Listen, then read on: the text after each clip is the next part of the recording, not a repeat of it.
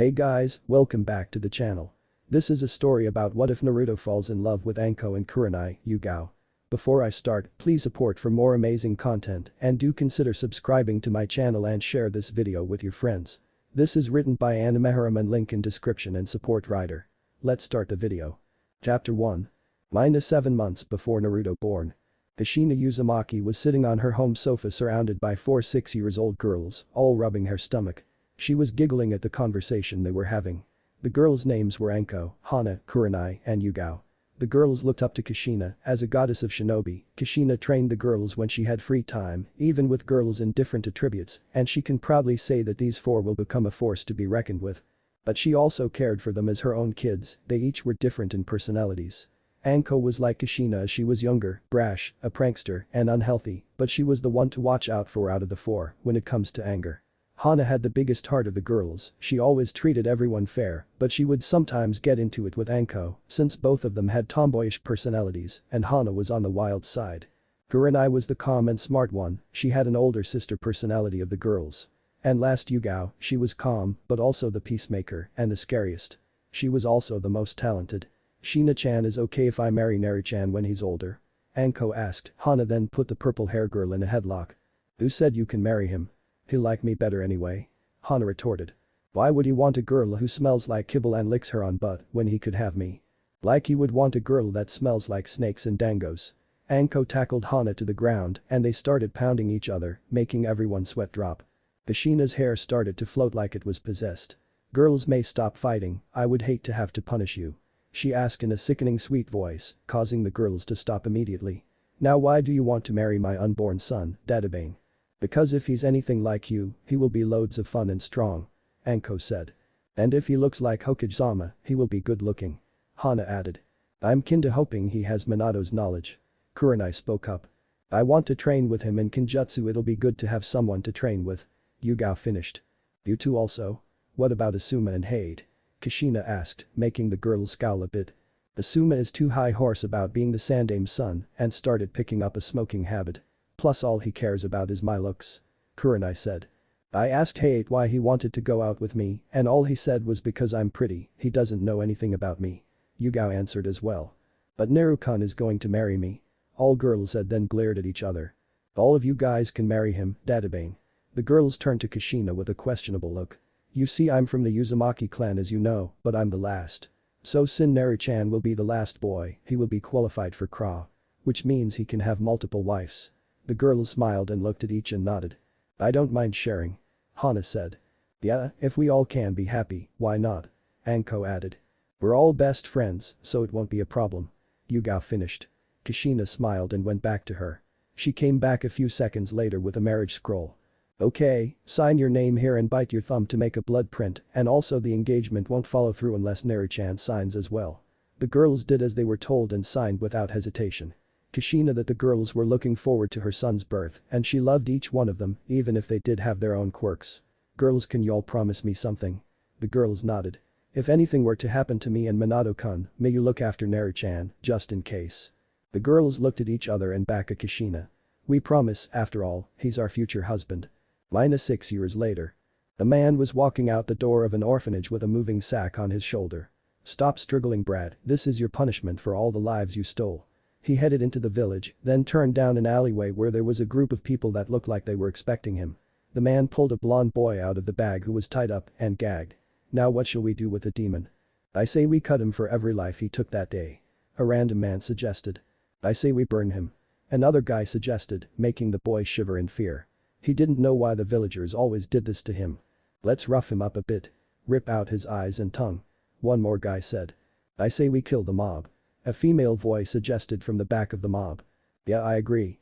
Another female said. Kill the mob. 2 more voices yelled. Then it settled. We kill the mob. The man paused after processing what he heard and the group of men turned around and as soon as they did they were in an illusion, soon finding themselves in a forest on fire. 4 women were standing in front of them.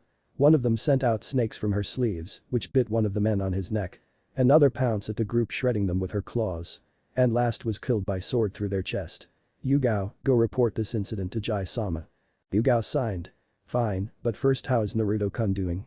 She turned to see Kurenai untying the blonde. After she was done, Naruto backed up into a corner crying.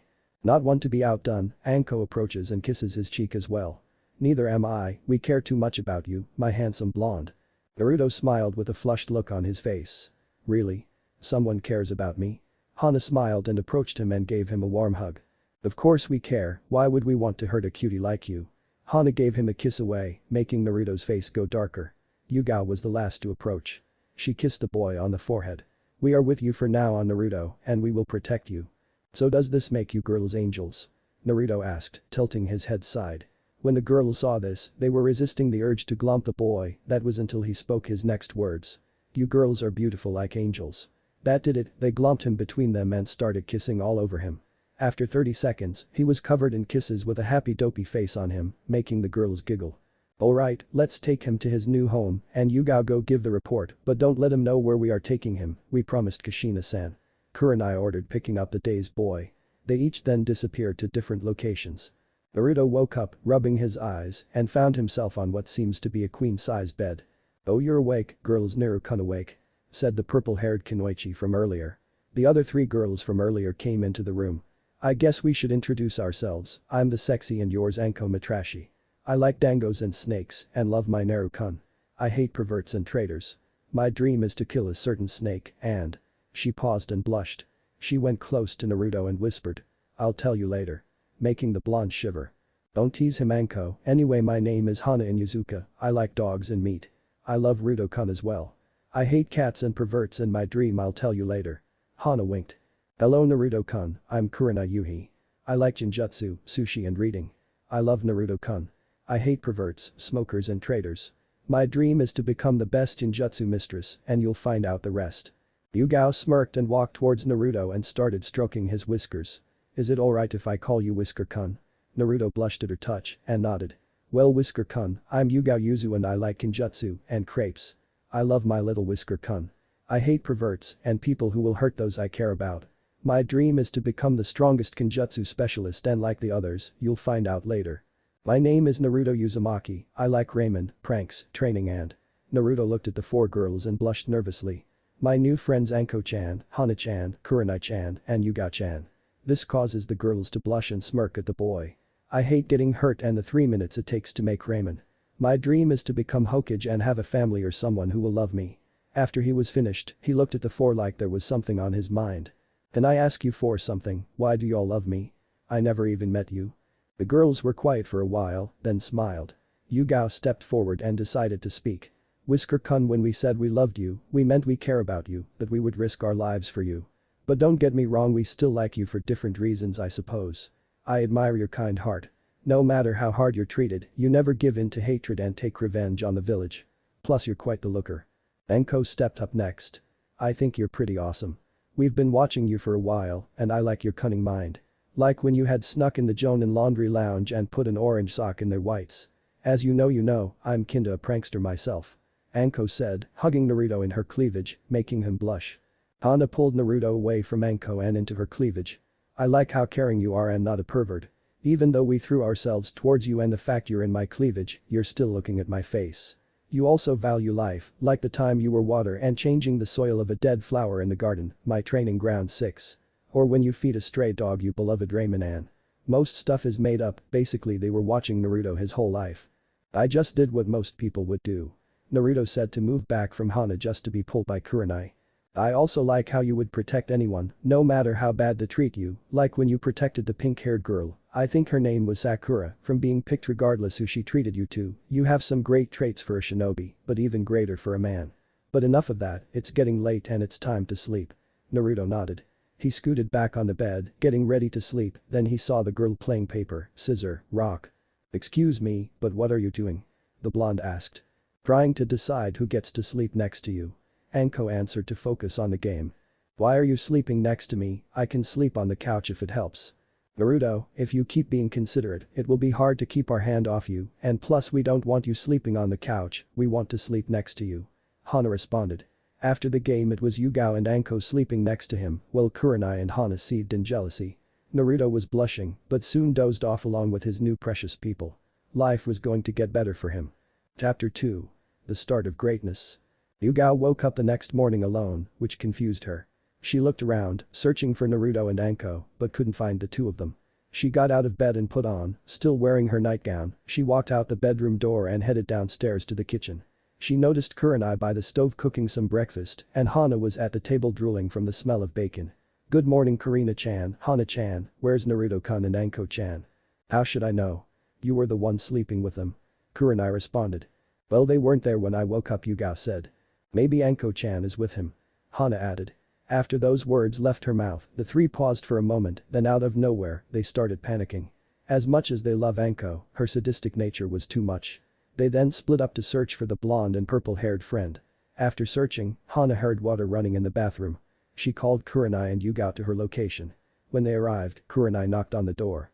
"Anko-chan, are you in there?" "Yes, Nai-san, what's the matter?"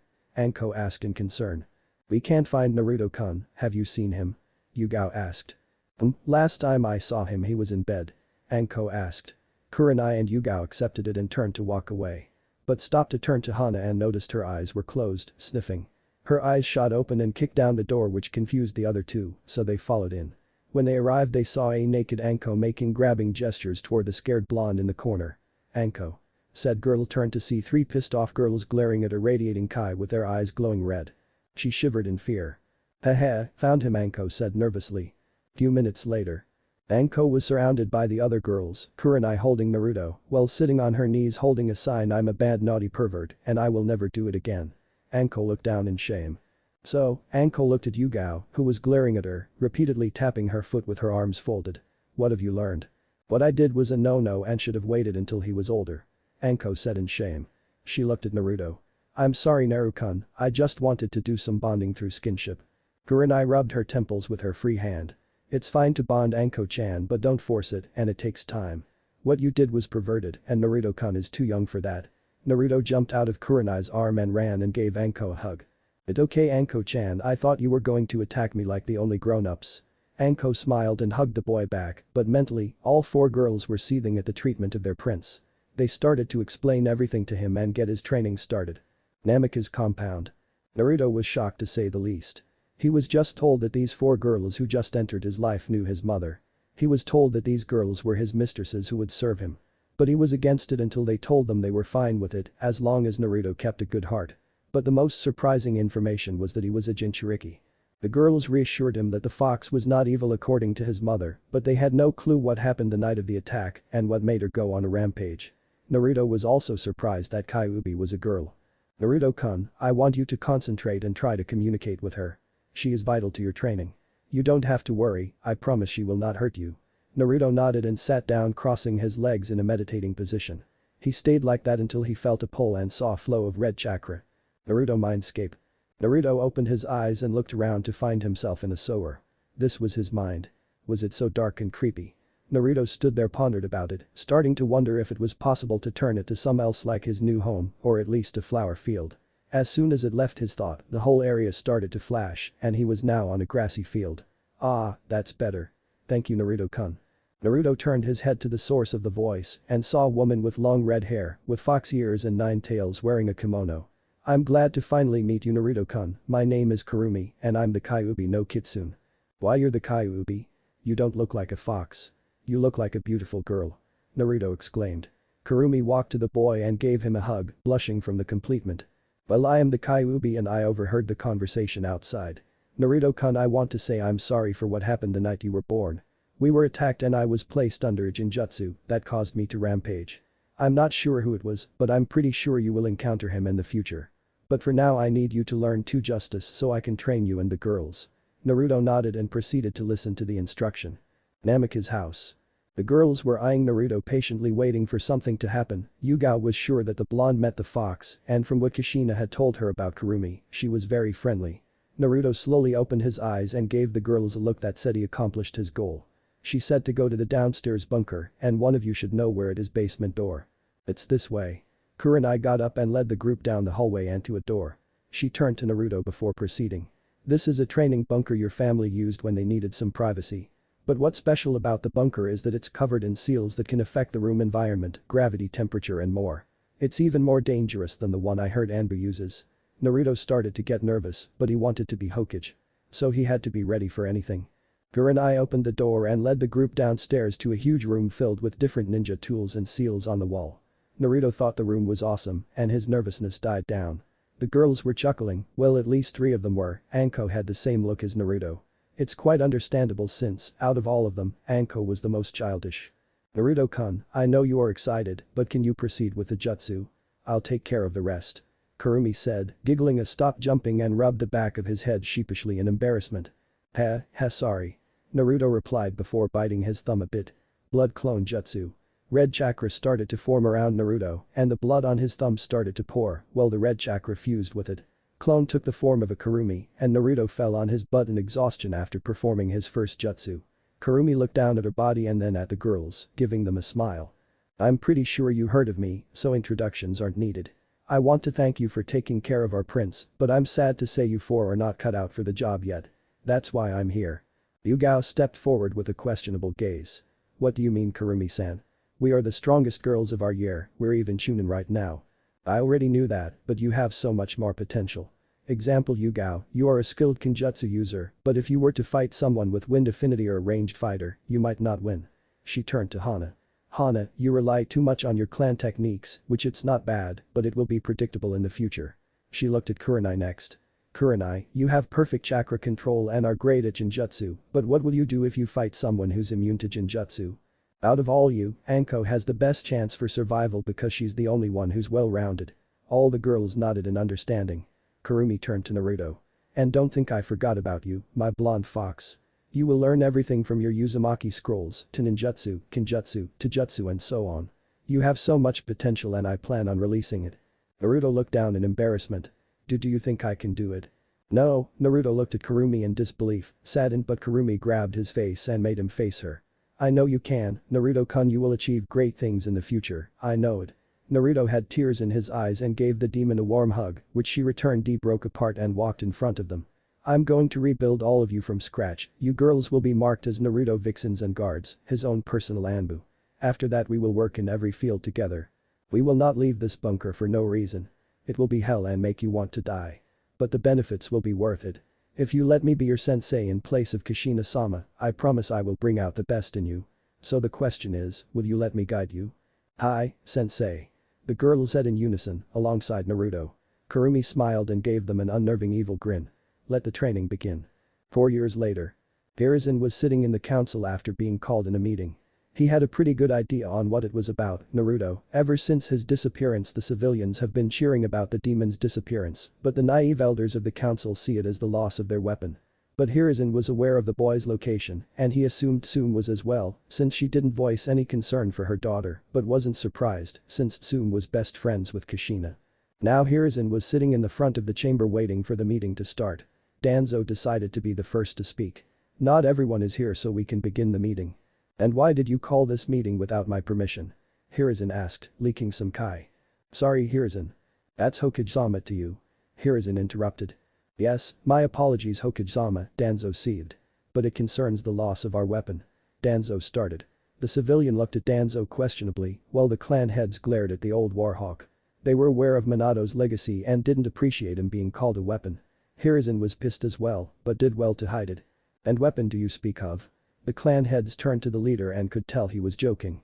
Did we lose a legendary sword, a kunai, or some type of shuriken? I'm sure they are all replaceable.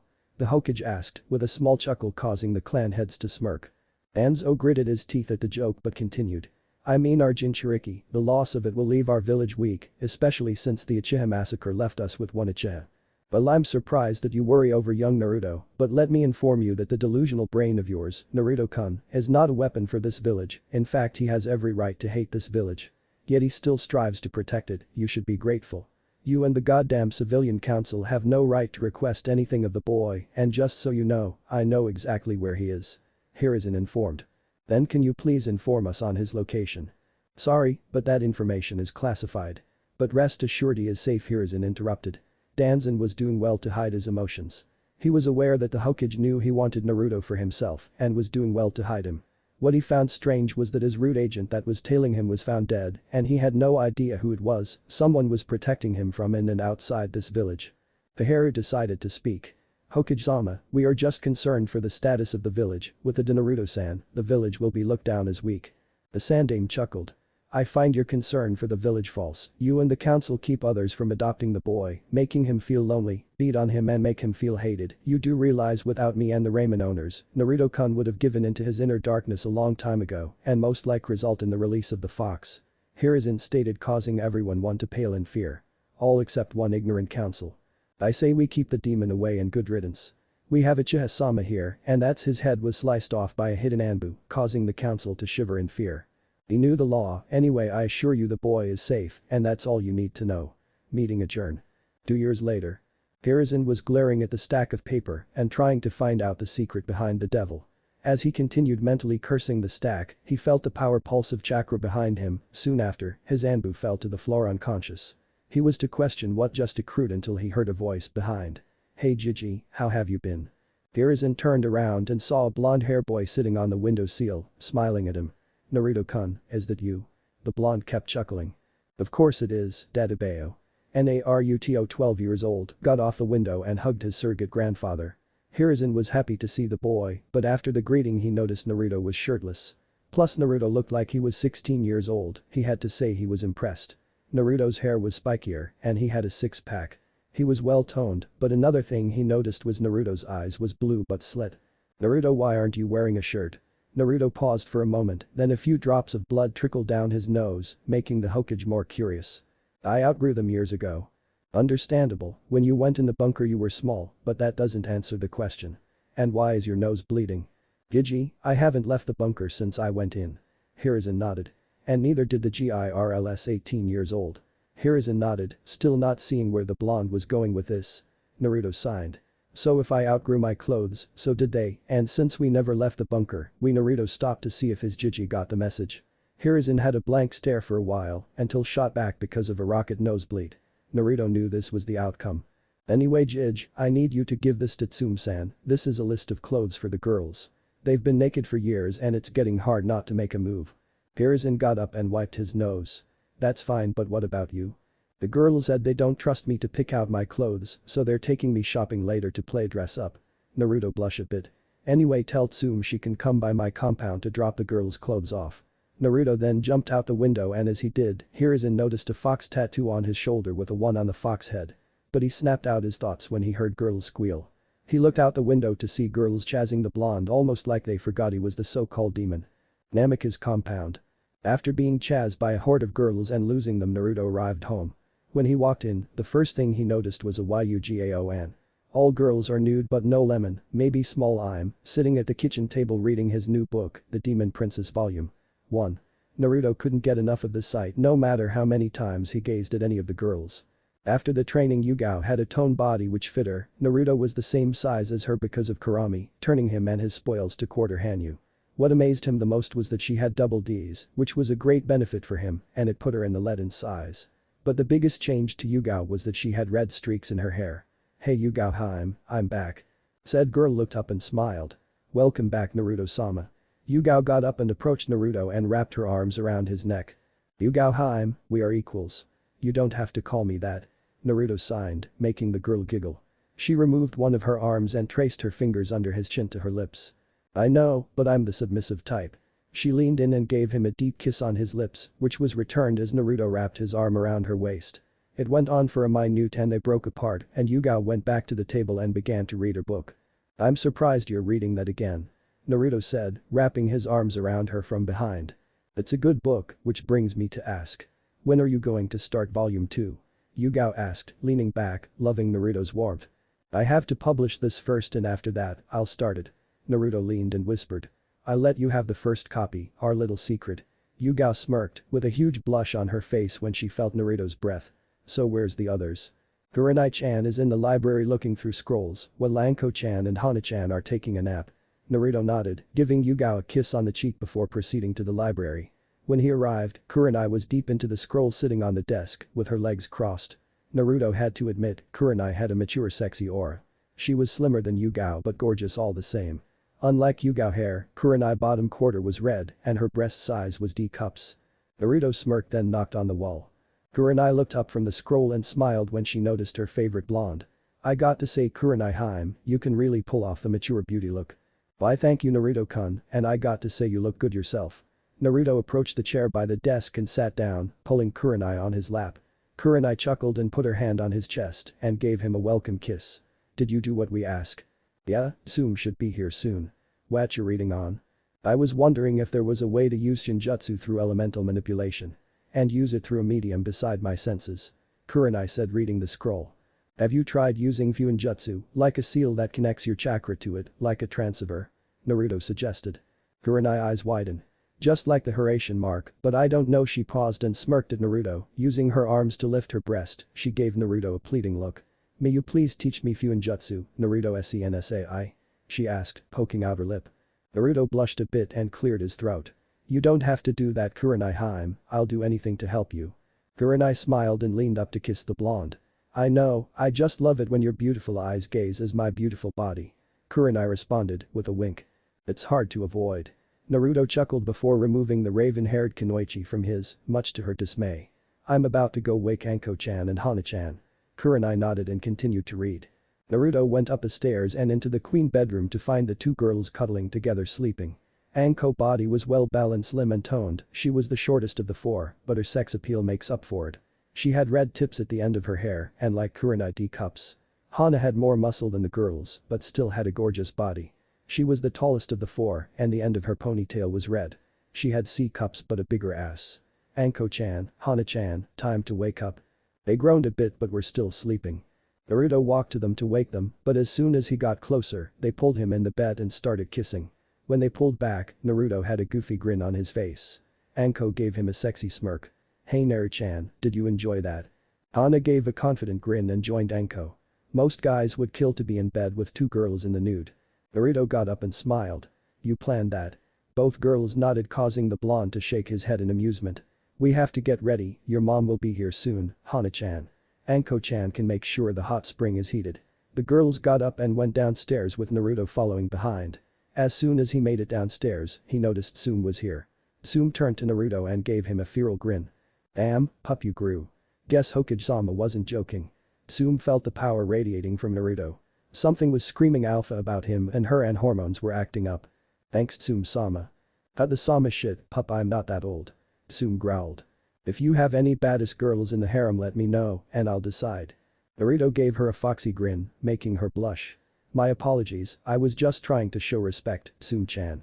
Naruto said in a quiet tone, making the Shizuka clan head blush harder. We was about to go into the hot spring, want to join. Tsume was about to deny the request, but when she looked around and saw everyone else naked and Hana giving her the okay, mouthing he's packing, she accepted, with a certain image in her head.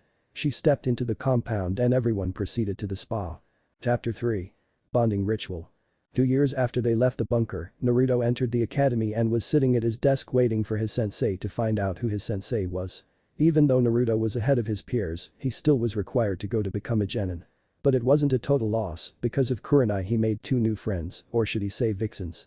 And speaking of vixens, 2 years ago during the event with the hot spring, somehow Tsume ended up joining.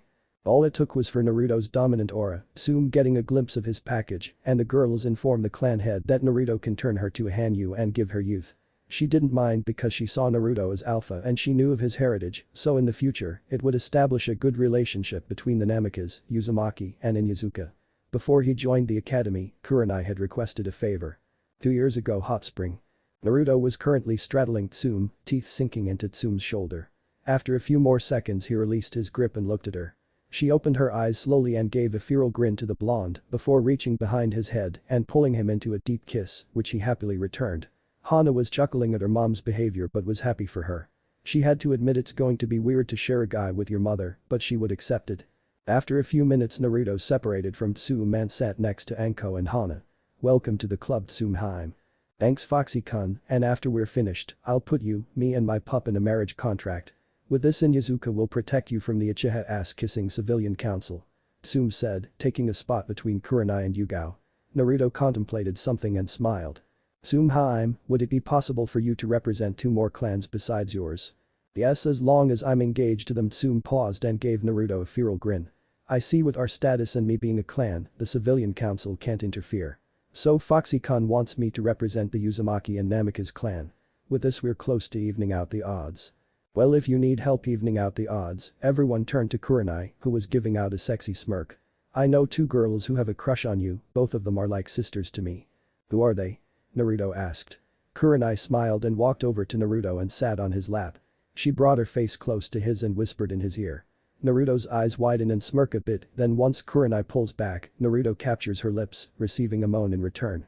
He pulled back 30 seconds later with a smile on his face. You're a genius, but do they have a crush on me? Karina, returning to her position next Tsume in the hot spring, smiled at the question. They told me you saved them from bullies and admire your courage. Soon it evolved into a crush after they witnessed your treatment by the villagers and still went on smiling. Naruto nodded. Will they be upset how you disappeared on them? Naruto asked and shook her head. Don't worry, I told them I was going on a training trip. Kurenai was reassured. Naruto smiled and nodded. He was going to relax when he heard a vixen in his head. Naruto-sama, when are you going to summon me? I want to enjoy the hot spring. Kurumi pleaded. Naruto chuckled and went through a few hand signs. Summoning jutsu. A cloud of red smoke appeared, and once the smoke dissolved, a naked Kurumi was standing there smiling. Tsume's eyes widened and gave a questionable gaze to Naruto. Tsume, meet Kurumi, the Kyuubi no Kitsune. Flashback end. Naruto snapped out his thoughts when his two new best friends and vixens walked up to him. Hey Naruto-kun, are you excited for today? Naruto turned and saw Hinata Hyuga with her usual happy smile and Izumi Uchiha wearing a confident grin. Kurenai had introduced the girls to Naruto before he joined the academy, and to say they were beyond happy was an understatement. After they establish a friendship, Naruto noticed that they each had a problem with their skills, Hinata with her Juken and Izumi with her Sharingan, which surprised Naruto since she was 12.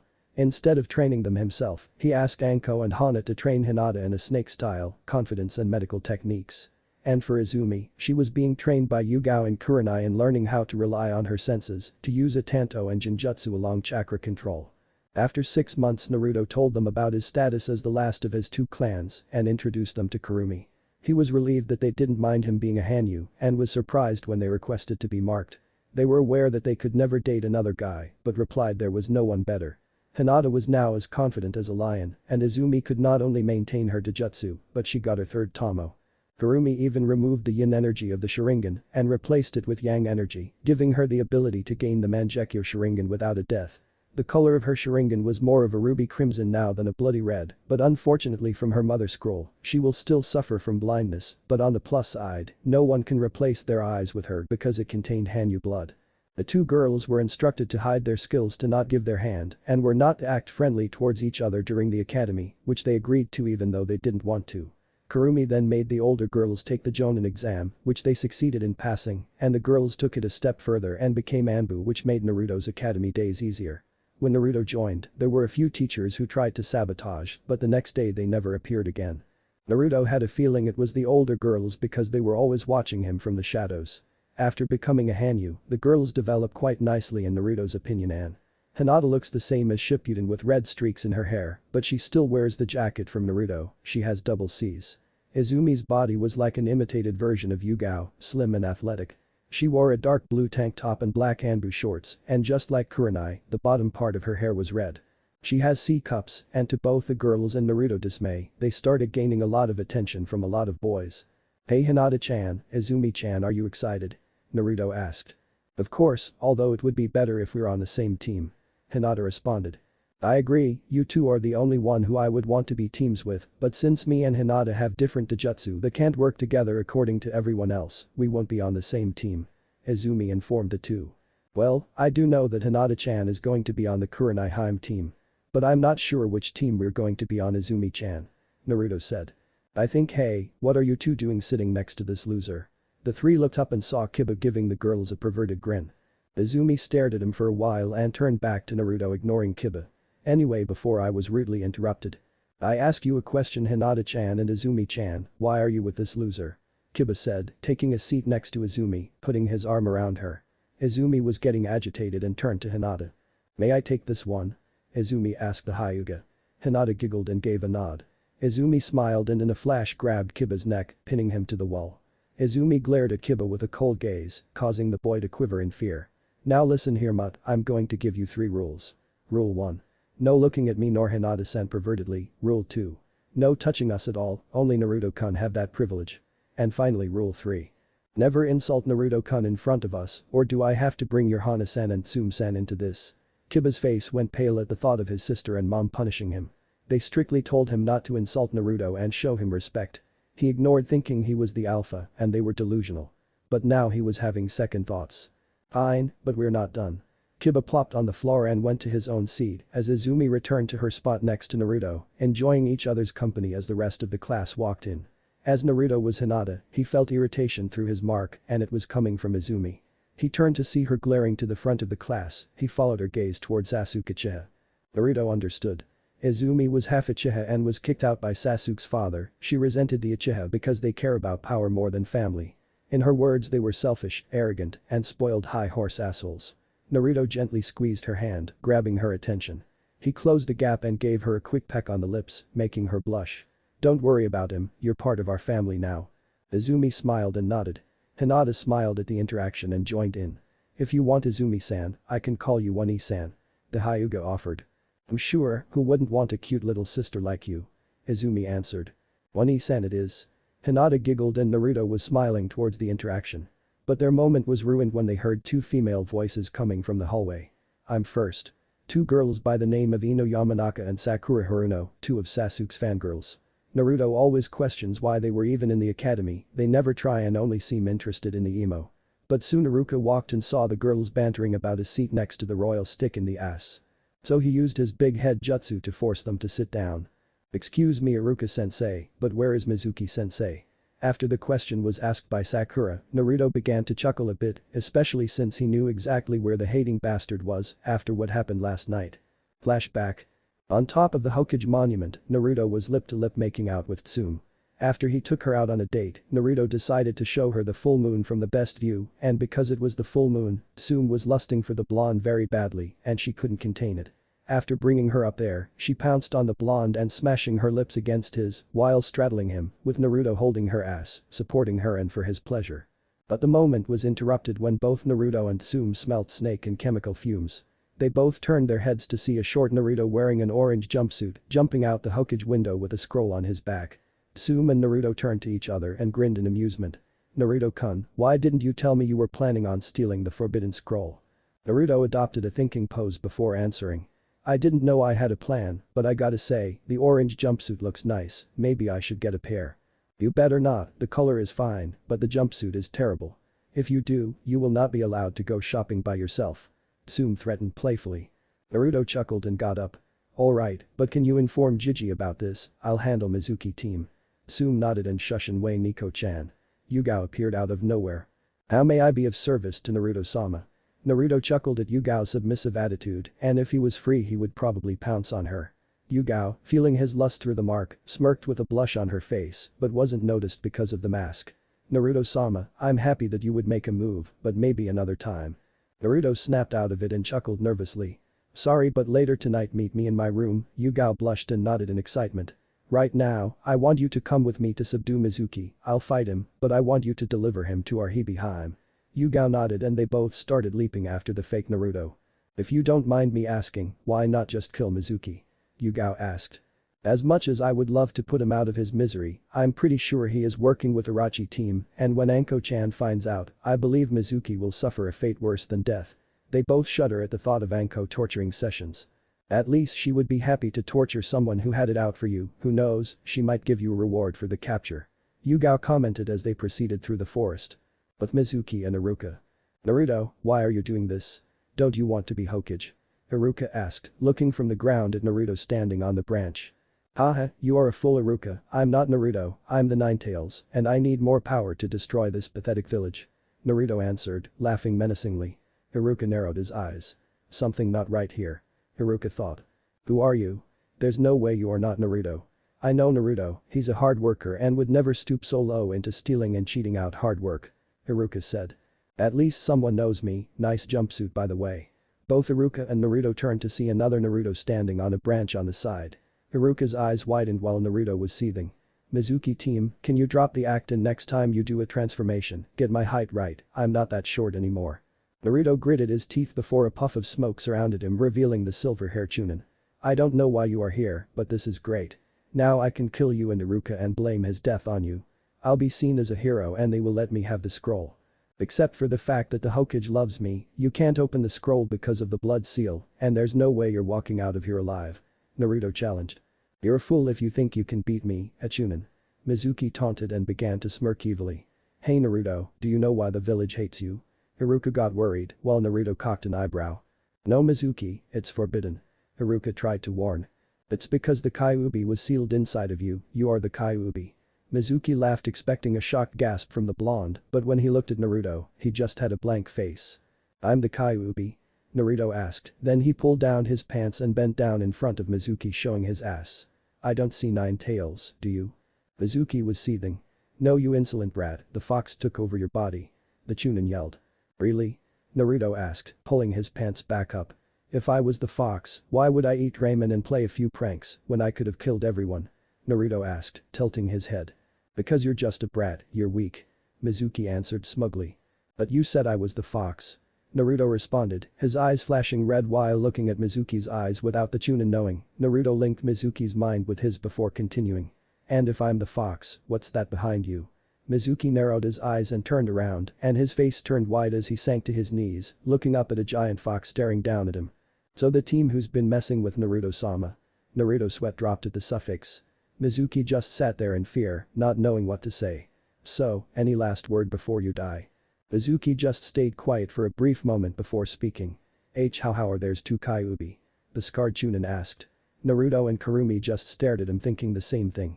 How can someone be so ignorant and stupid and be a Chunin? Naruto snapped his fingers and everything turned back to normal. Mizuki was cuddling against a tree while Haruka approached the blonde. What happened to him? Haruka asked. I placed him under a genjutsu, Naruto lied. Nico-chan. The name Anbu appeared out of nowhere bowing. Hi, Uzumaki-sama. Yugao said, playing the role to up Naruto's status and considering how impressed Haruka was, she has to say it was working.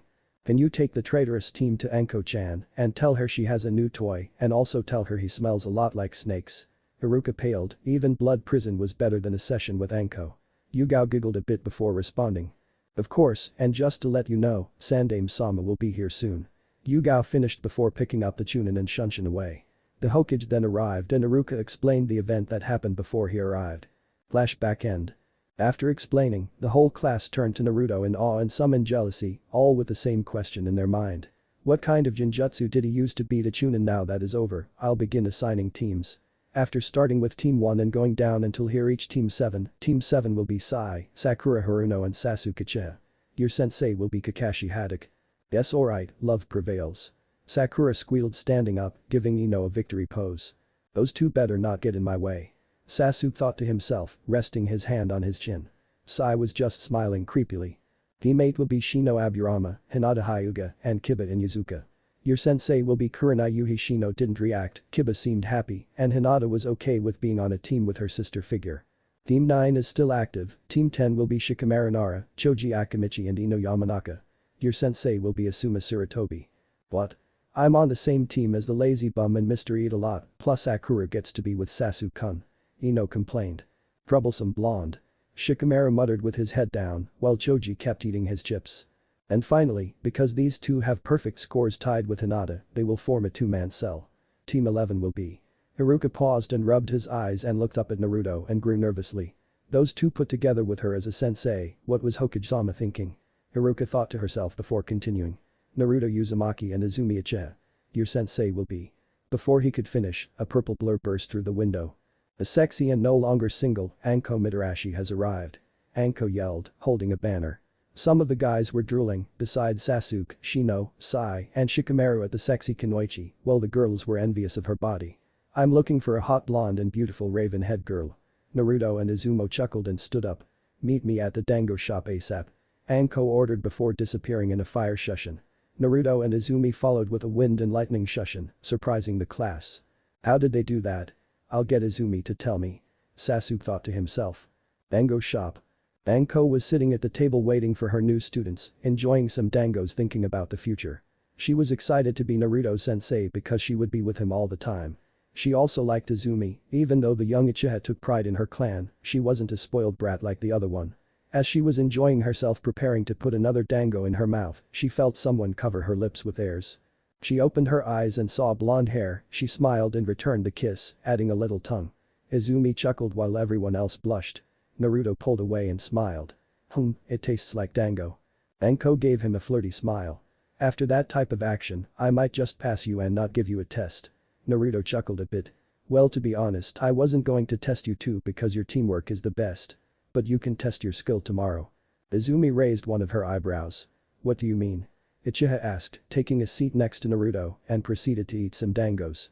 Well, usually when you're put on a team, the Jonin sensei is supposed to test you on your teamwork the next day. But since you two trained together before and practically showered together. Anko said with a grin, making the two blush. I decided to see how strong you two were compared to someone else. And who exactly are we going to fight? Naruto asked his sensei lover. Just a pervert with an orange book. But enough of that, time for some team bonding, and what a better place than the sauna. Naruto blushed a bit before shaking his head in amusement while Izumi was giggling. But there is one day I want to know, Izumi-chan, how did you meet Naruto and Nai-chan? Izumi shook a bit and sighed. She knew she couldn't avoid it anymore. She didn't want to have any trust issues. Well, I met Kurenai-chan when I was 5 years old. I was getting picked on by people from my own clan for being a hybrid. Kurenai noticed and helped me. After that we kinda bonded. She later introduced me to Hinata-chan and she became like a second sister after Kurenai-chan. A year later my brother, Shisui introduced me to Itachi-san and he helped me train since no one else would besides my brother and mother. Izumi said with a smile and then frowned because she didn't know how Anko would react. As she was getting nervous, she felt something grab her hand. She looked over to Naruto, who was giving her a warm smile that washed away her nervousness. She turned back to Anko and breathed a bit. 2 years later, as you know, the Uchiha clan was killed by Itachi-san. I didn't care about the clan, but he killed my brother. Izumi started to tear up. Imagine that guy you looked up to, betraying you. Anko slowly reached up to her neck where her mark used to be. I don't have, as you know, I used to be an Orochimaru apprentice, but he ended up betraying us and the villagers took it out on me. That's why the next time I see him, I will put his head on a platter. It was a good thing Kurenai-chan, Han-chan and Yugao-chan still were willing to be my friend. Plus I also have to thank a certain blonde-haired gaki for removing that pain in the ass seal. Anko finished as she winked towards Naruto. But continue. Izumi nodded. After the massacre, I was approached by someone who promised me power to get revenge on Itachi. I was in a depressed state that I accepted the offer without hesitation. Izumi said. If I recall, when we left the chamber, Nai-chan went to look for you and Hinata-chan, but she said you were acting weird, almost like an emotionless. Anko paused, then narrowed her eyes. Aizu-chan, did he approach you? Anko asked in a serious tone. Izumi nodded. Yeah, Danzo-san made me a route and my first mission was to gather intel on Naruto-kun. The Uchiha explained with regret. Flashback 2 years ago. Naruto was walking from Ichirakusa after visiting his favorite ramen, heading home with a happy stomach until he felt a presence behind. Someone is following me. It feels like a chunin, I don't feel any hate nor anger from this person. Naruto thought to himself as he led his stalker towards empty training. When arrived at training ground 44 in front of the gate, he stopped moving with his hands in his pocket. You can come out now. After a few minutes a female figure jumped in front. How did you know? I can sense chakra, why are you following me? Naruto asked, narrowing his eyes. He can see black chakra coming out of her mouth. I guess it's time to help Izumi for Kurenai-chan. From what I can tell, the black chakra is leading towards some type of seal in her mouth. But who? Naruto stops his thoughts and smiles. I was following you because I'm interested in you. Izumi answered with a small smile. Well, I would believe you if you didn't look dead inside your eyes. Plus I thought it was against Danzo's belief for his tools to have emotions. Izumi's eyes widened as she leapt back, but as she did, Naruto vanished from sight and appeared behind her. Sorry about this, but Kurenai is worried about you, so have a good night's sleep. He said before knocking her out. Namek is resident. Izumi woke up tied to a chair, she tried to move and produce some chakra but couldn't. Don't bother. Izumi looked up and saw Naruto looking at her. Sorry, but I sealed your chakra and removed the slave seal from your tongue. Why didn't you kill me? Because it would upset Kurenai-chan and Hinata-chan for one, and two, I remember protecting you from some bullies when we were 4 and you seemed like a nice person. But why the change? Kurenai-chan said you wanted to be friends with me and become closer to me, but when I look at you, all I see is emptiness. Like she cares, she abandoned me when the clan was massacred, and what's worse is my idol was the one who killed everyone, including my brother. No one cares. You're wrong, Kurenai-chan, Hinata-chan and I care about you. Do you think working for that cowardly warhawk is the way to go? He just uses you to get to me, and once he has me, you will be nothing but fodder. Naruto explained. Izumi sneered at the comment, but it didn't bother the blonde. What do you know, he promised me power and all I have to give him is your eternal loyalty. Izumi paused and nodded. Did he tell you that route is supposed to be disbanded? Do you know what that means for you? He can't risk the Hokage finding out, so if he feels like you would be exposed, that seal on your tongue will kill, not that he would keep you around. If he trusted you, he wouldn't have but a slave seal on you. Izumi was angry, but not at the blonde, but because he was right, all she cared about was her revenge. So what? I have nothing else to live for but my revenge. Should I just give up? Naruto closed his eyes and walked in front of her. He then bent down to her level and opened his eyes. Izumi calmed down when she met his gaze, she felt warm and he looked like he cared for her, but why? If you have nothing to live for, then I'll be your light. Izumi's eyes widened as she felt her body tremble. I'm not saying give up on revenge, just don't let it consume you. If you need a light to guide you through your hatred, I will be that light, I'll help you get stronger and I'll help you with your revenge. Izumi was crying, she didn't feel this type of care since her brother. Can she do it? Can she trust this blonde he protected her once before? How do I know I can trust you? Naruto gave her his foxy grin, which made her blush. Because I'm going to become Hokage and the Hokage protects all his precious people. I'm one of your precious people. You're precious to Kurenai-chan, and that means you're precious to me, I will never abandon you like Itachi. Naruto said as he cut the restraint. When Izumi was free, she leaped into Naruto's arm, embracing him in a hug. I'm sorry, can you tell Kurenai-ni I'm sorry? Naruto wrapped her arms around Izumi and smiled. You can tell her yourself when she returns, if you ever need anything, don't be afraid to ask. Naruto offered. Izumi looked up at Naruto with a real smile and nodded. Flashback end. After that Naruto took me and Hinata-chan to the bunker with Kurumi-sensei, and the rest is history. Izumi finished, wrapping her arms around Naruto's, laying her head on his shoulder. Wow, to think that asshole Warhawk would stoop so low.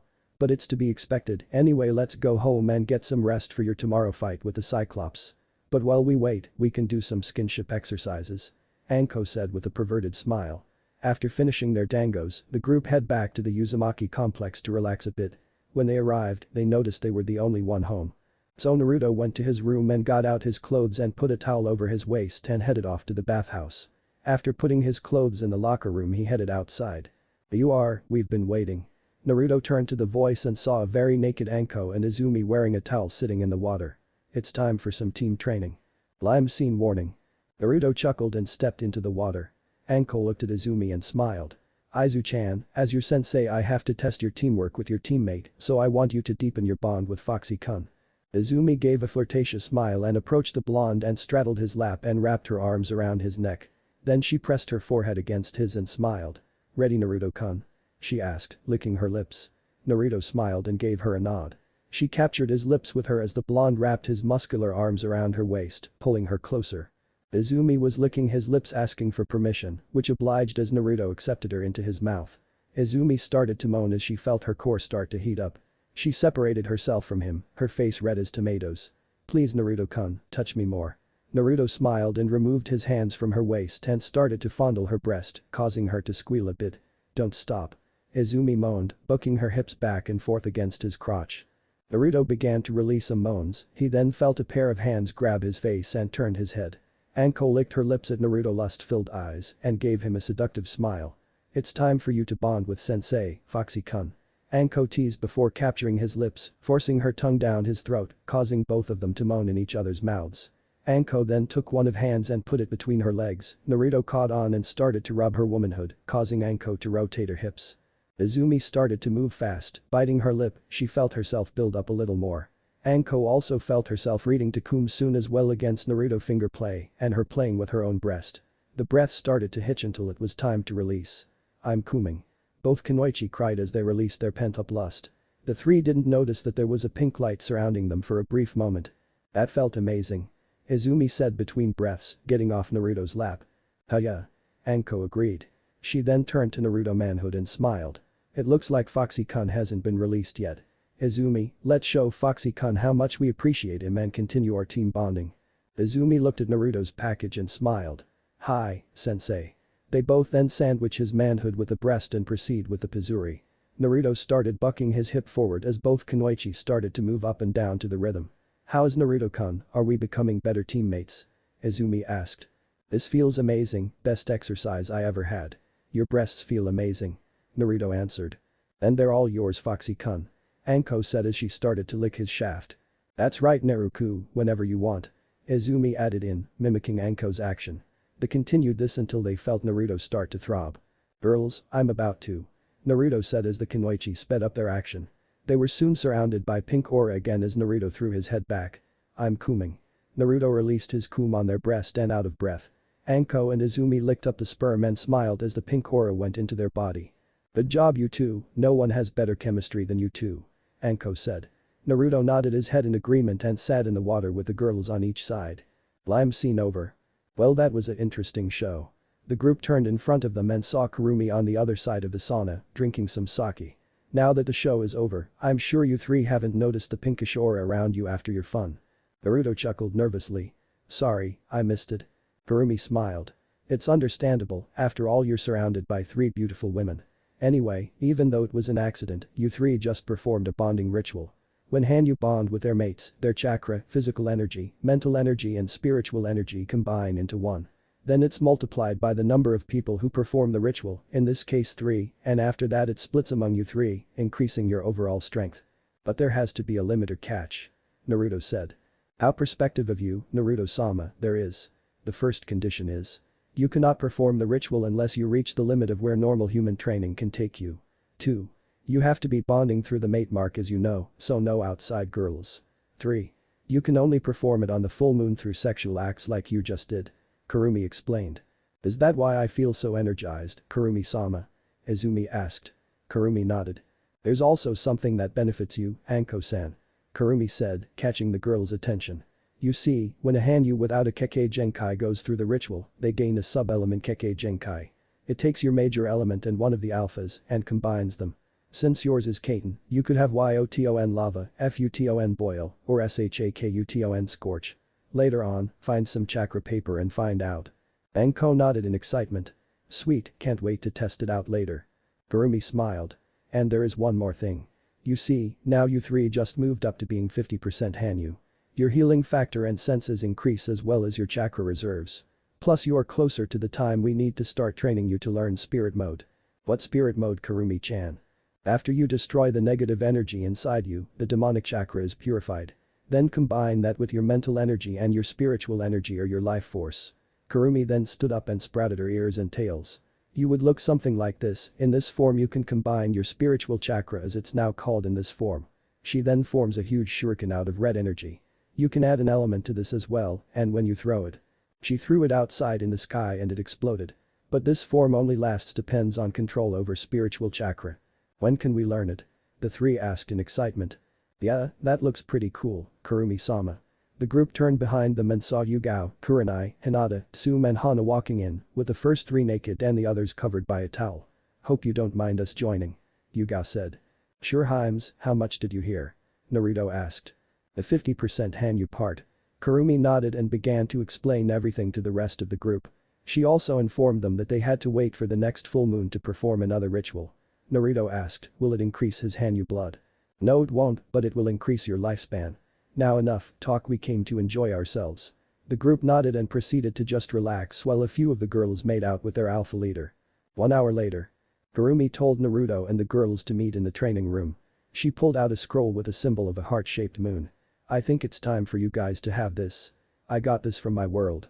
She opened the scroll and there was a symbol of a lock. I want you guys to bite your thumb and perform the summoning jutsu. When the jutsu is done you will have a new summon, but be warned, it will be one of 4 animals and it will get rid of any contracts you have. Kurumi informed, looking at Anko. That's fine, I really hate Manda anyway. Anko replied.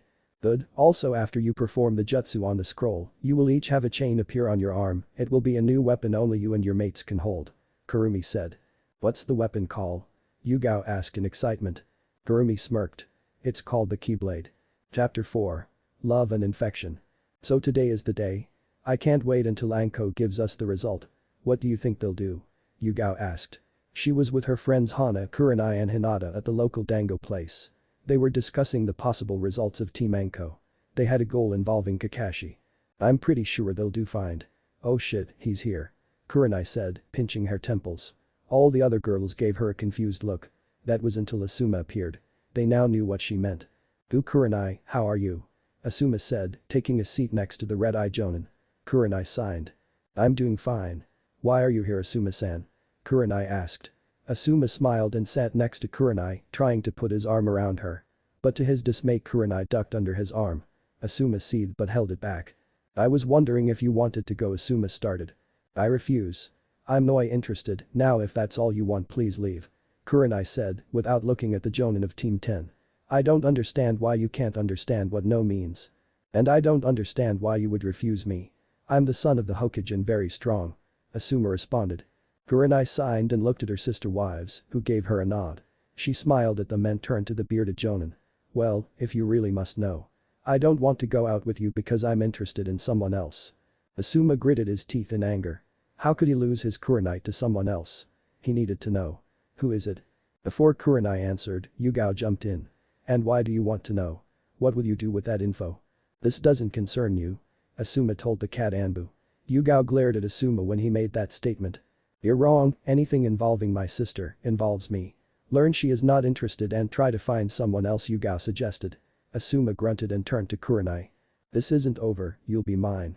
Asuma said before walking away. Kurenai smirked and touched her fox mark on her neck. Not likely. I don't understand why guys can't just give up. Yugao nodded in agreement. I understand. Hayate has been asking me out every chance he gets. It's aggravating. I can't wait until Naruto-kun announces his status as the CRA, but it might cause him some problems. I agree. Naruto-kun will have some problems in the future, especially when it comes to your two stalkers you two, but even with Hana-san and Tsume-san in the circle, Kiba thinks he can do what he wants with me. I just wish I could kill him and be done with it. Hinata said. She wanted to end the pup's life, but it'll hurt his mother and sister's feelings. Hopefully Anko stops playing games and announces Naruto and Izumi's status as genin. We all know she could just pass them, but a part of me is glad she is taking her job seriously. Hana then got a good idea. How about we go watch them, both of them taking on the Cyclops could be entertaining. The Shizuka suggested. The others smiled at the idea. Team 7 training ground. What's with these kids? Kakashi asked himself, dodging another fireball from Izumi. Izumi and Naruto informed him that the test was to try and get a certain item from him, and judging by their line of sight, it was the bells. He agreed, thinking it would be as easy as his team. He soon found out he was wrong. The fireball created a smokescreen and sent him flying back with a huge explosion. It seems that fireball had too much chakra, she probably doesn't have control over her strength. The Cyclops thought before ducking under a kick from Naruto. Kakashi threw a punch towards Naruto, but the blonde jumped back, avoiding it. Izumi charged Kakashi with a kunai in her hand. Kakashi took out some shurikens and tossed them towards the female Uchiha. Izumi parried them all and tossed the kunai towards Kakashi, but unknown to him until he tilted his head to dodge the kunai, there was a paper bomb strapped to. Shit. Kakashi screamed before the bomb went off. Wow, Izumi-chan, are you trying to kill him? Naruto joked. That won't be enough, I'm pretty sure he's okay. Izumi said, laughing along with her teammate. Soon they stood back to back scanning the area for Team 7 sensei. Not left, right, behind, front or above. She looked over her shoulder into her lover's eyes and nodded. They both started to go through some hand signs. Earth style. Rock breaker. Lightning style. Shocking quakes. Izumi and Naruto slammed the palms on the ground, lightning coming from Naruto and cracking on the earth from Izumi, destroying the field. Kakashi jumped from the underground sweating a bit. Are you trying to kill me? Kakashi asked.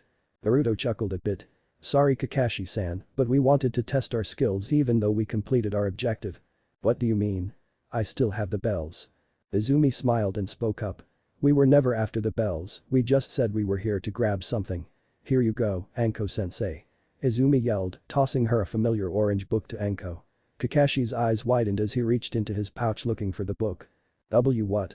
How did you get that? Kakashi asked, surprised. Anko caught the book and smirked evilly. Doesn't matter, now students. Your sexy sensei will be teaching you some elemental manipulation. My primary element is fire, so I'm going to show how to use your chakra to form fire, but we need something to burn. Oh, look at what I happen to be holding. Kakashi started to sweat like guy after he ran 500 laps. Now Anko. Let's not be hasty. Oh that's right, you love this book more than life itself.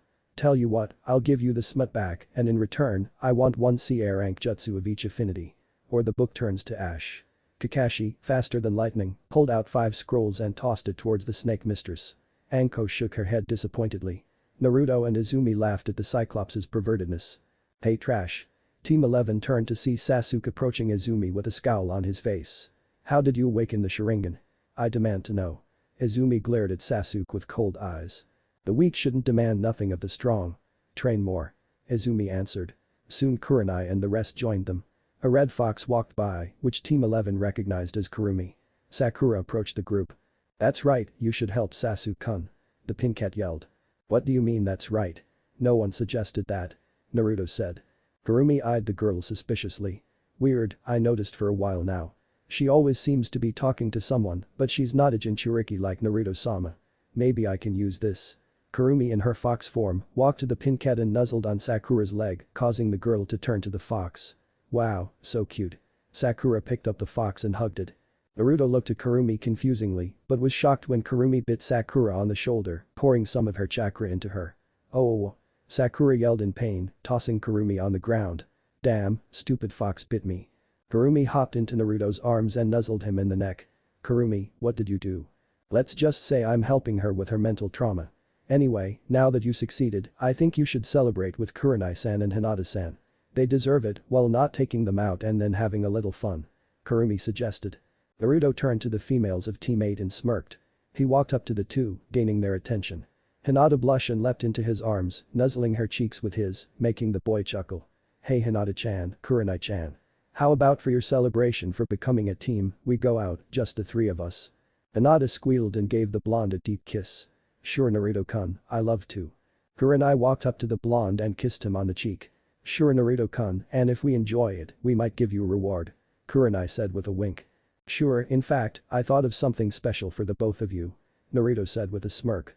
The group proceeded to leave, but Naruto went a different route from the group to set up the date and the girls went to the dango shop. Sakura was happy and was about to ask Sasuke on a date when she felt woozy. Later that night, Kurenai and Hinata were dressed in a red and lavender kimono where it hung off their shoulders. Anko gave them instructions from Naruto to meet on the Hokage monument at midnight. Usually the two kunoichi would be cold, but thanks to their Hanyu blood, they were rarely bothered by the cold, nonetheless they wanted to dress up for their favorite blonde. But the question that plagued their mind was why he had them wearing a bikini under it. When they arrived at the top of the yondaime head, they were surprised and smiled a bit with a blush on their face. Hinata's bigger than her sensei's. Kurenai put a finger on lips, smirking. "So this is what you had planned, I must say I'm impressed." "What can I say, I'm an unpredictable shinobi," Naruto said standing next to a cage bunshin, both wearing a waiter outfit, with his hair combed back and standing next to two massage tables. Behind him was a stand with oil and lotion on it with some candles. "Now if you beautiful ladies would please take a table, my mistresses." Kurenai blushed with a sexy smirk, while Hinata tried to suppress a nosebleed at seeing Naruto in a tux. Naruto and his clone led the girls to a table as they take off their kimono. The girls were wearing a two-piece bikini, but Hinata's was lavender and Kurenai's were crimson red. When they laid down, Naruto started to pour oil on them, sending a warm sensation down their spine. As Naruto and his clone straddled the girls and rubbed them down their back, Kurenai smirked. "Naruto-kun, you won't be able to cover every spot unless you undo my bikini strap." Hinata giggled at Naruto's shocked expression. The blonde smirked and bent down and undid the strap with his teeth, causing the raven-haired girl to shiver when she felt his hot breath. The other Naruto reached around and cupped Hinata's breast with his oil hands, causing her to moan. "More Naruto-kun." Naruto started to nibble on Hyuga's ear while continuing to massage her breast. Meanwhile Naruto was in a heated makeout section with Kurenai pinning him on the table, both their tongues wrestling for control, her breast hanging freely. Kurenai started to grind against his groans, causing the blonde to moan. "I must say, Naruto-kun, this is a great celebration," Kurenai said, separating from Naruto's lips. "I'm glad you are enjoying it." Naruto responded by turning to Hinata and the clone, watching them both making out with the Hyuga on his lap. "Shall we continue?" Naruto asked, turning his attention back to Kurenai. Kurenai gave the blonde a seductive smile. "Of course." Kurenai answered, claiming his lips. Uruno residence. Sakura was laying in bed trying to get some sleep, squirming in pain. She kept twisting and turning while sweating like she had a fever. What she didn't know was that the cause was inside her mind. Sakura Haruno mind. "Sasuke-kun is amazing, how dare Team 11 get in his way. I'll make them pay, cha. Then when Sasuke-kun gets older, we're going to get married and have all his kids." Inner Sakura ranted. So this is who she was talking to and the weird presence I felt. Inner Sakura turned around and saw Kurumi standing there smirking. "Who are you and why are you here?" "Me? I'm a therapist and here to fix some head trauma," Kurumi said, looking around Sakura's mind, seeing different images and scenes of Sasuke. It was easy to say she was disgusted. "Head trauma? There's no head trauma." Inner Sakura yelled before a hand plunged into her stomach, causing the girl to look down in surprise. "Don't look scared." Inner looked at Kurumi. You can't die, you are a manifestation of this girl's true thoughts and made of chakra, but I can cleanse you.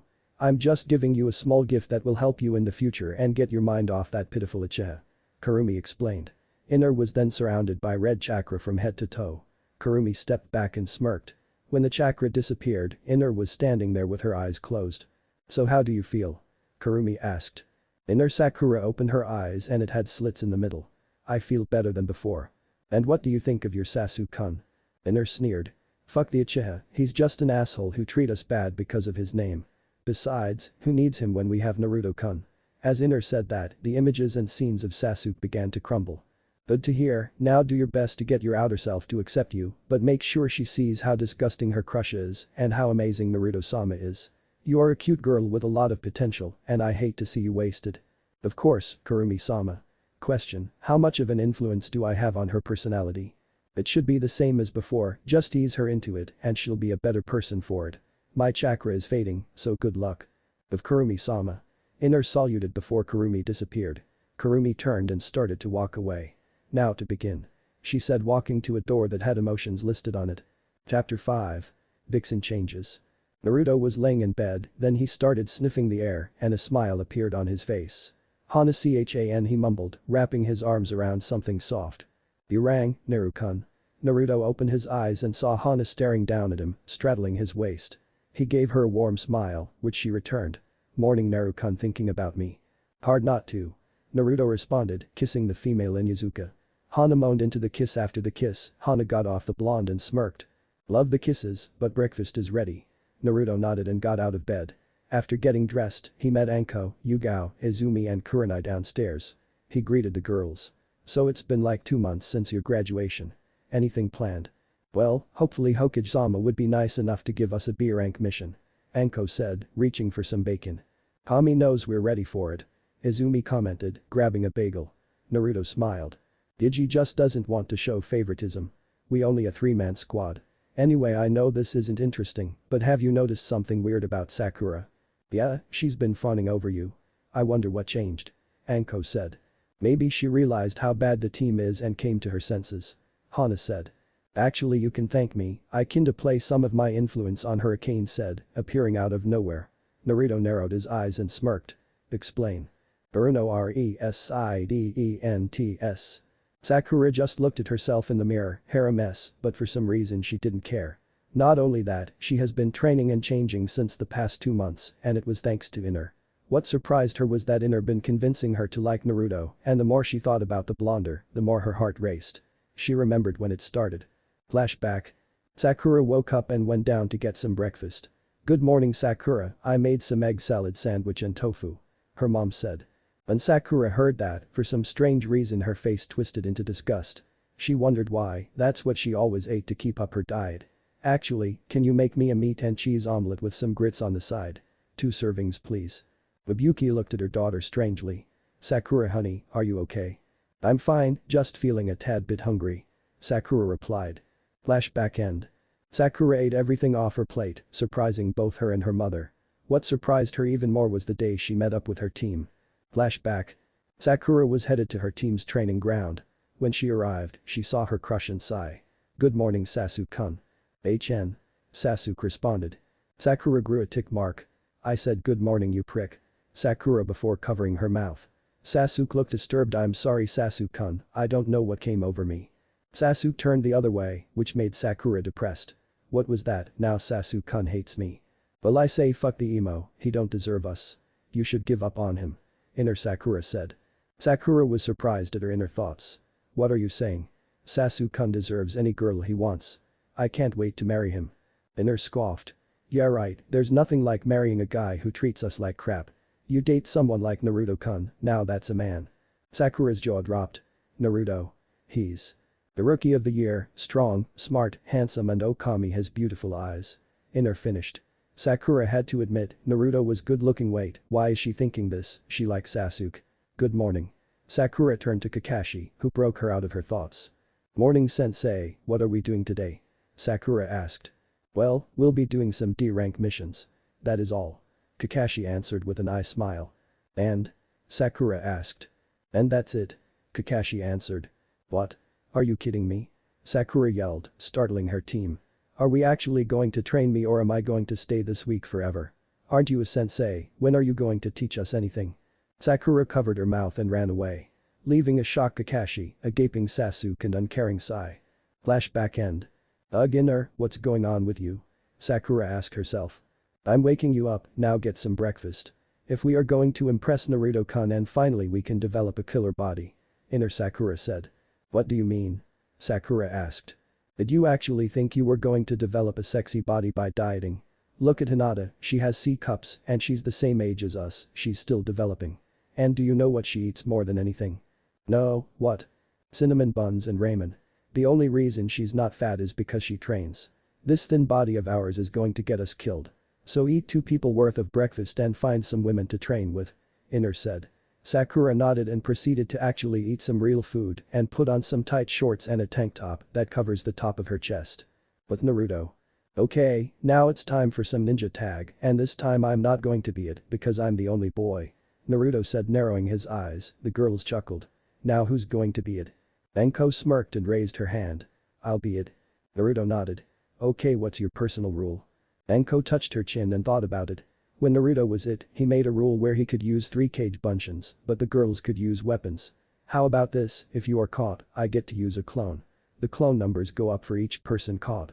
But you can rescue the person who is caught as long as you give them a kiss, I'll take you to the cage mountain if you are caught.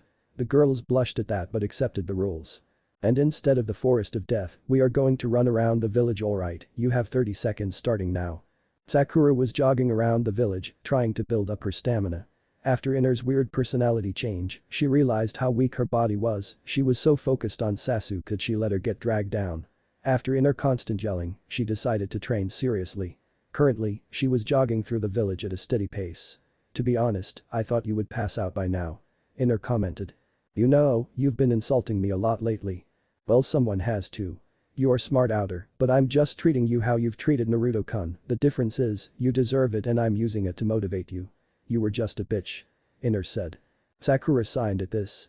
If anyone else told her this, she would have denied it, but to hear it from her inner thoughts, that was different. I really was a fangirl to the core, wasn't I? Inner smiled at this, her outer self was changing to a better Kunoichi, now if she could completely destroy her crush on the Uchiha, she could get Sakura to become one Naruto's mate. Yeah, but you've become a better person, to show it, why wouldn't you become friends with Naruto-kun and treat him a little better and don't hate him because someone else tells you to. He's a good person. Sakura thought about this and nodded. Honestly, she wished Naruto had a crush on her again. After seeing how happy Hinata and Izumi were, she wondered how it would feel if she gave the blonde a chance. Look, it's the demon and his sluts. Sakura snapped out her thoughts when she heard a villager comment. She looked up when she heard laughter and saw Naruto being chased by his sensei.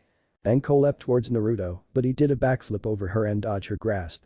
Gotta do better than that, Anko-chan. Anko smiled at him. I will catch you, Foxy-kun. She said, rushing at him again. Sakura jumped up to a building and saw Anko in the distance, chasing Hinata and Izumi after she lost Naruto. What's going on? Ninja tag, Anko is it and she's trying to catch us. Naruto answered, appearing next to the Pinket, startling her. Sorry about that, I must say you look good in gym clothes, training. Sakura blushed at the comment before compassing herself. Yeah, I realized a while ago how weak I am, so I was doing a morning jog to try to build my stamina. Naruto nodded and got an idea. Okay, how about you play tag with us? It'll help build your stamina and evasive skills. Plus it's more fun. Sakura looked down at the ground. But the others don't really like me. I don't think they would be okay with this. Nonsense, ladies. Naruto called. In a few seconds, multiple women appeared. Anko had her hands on her hips frowning. Naruto-kun, why did you stop? In the middle of my turn. She then turned to Sakura with a questionable gaze. And why is she here? Naruto smiled and wrapped his arms around Sakura. Well, believe it or not, Sakura here wants to play with us. Izumi cocked an eyebrow. Really? I thought she hated us and would find this immature for kunoichis. Sakura blushed in embarrassment. No, I want to play, if that's okay I mean. Izumi narrowed her eyes and smirked. Fine, but no fangirling. Sakura nodded her head and joined the group. Inner smirked, Outer was bonding with Naruto's group. Once Outer becomes physically ready, Inner could make her move. Report. Hi, the target is still with his group sir, they seem to be playing tag. And the traitor?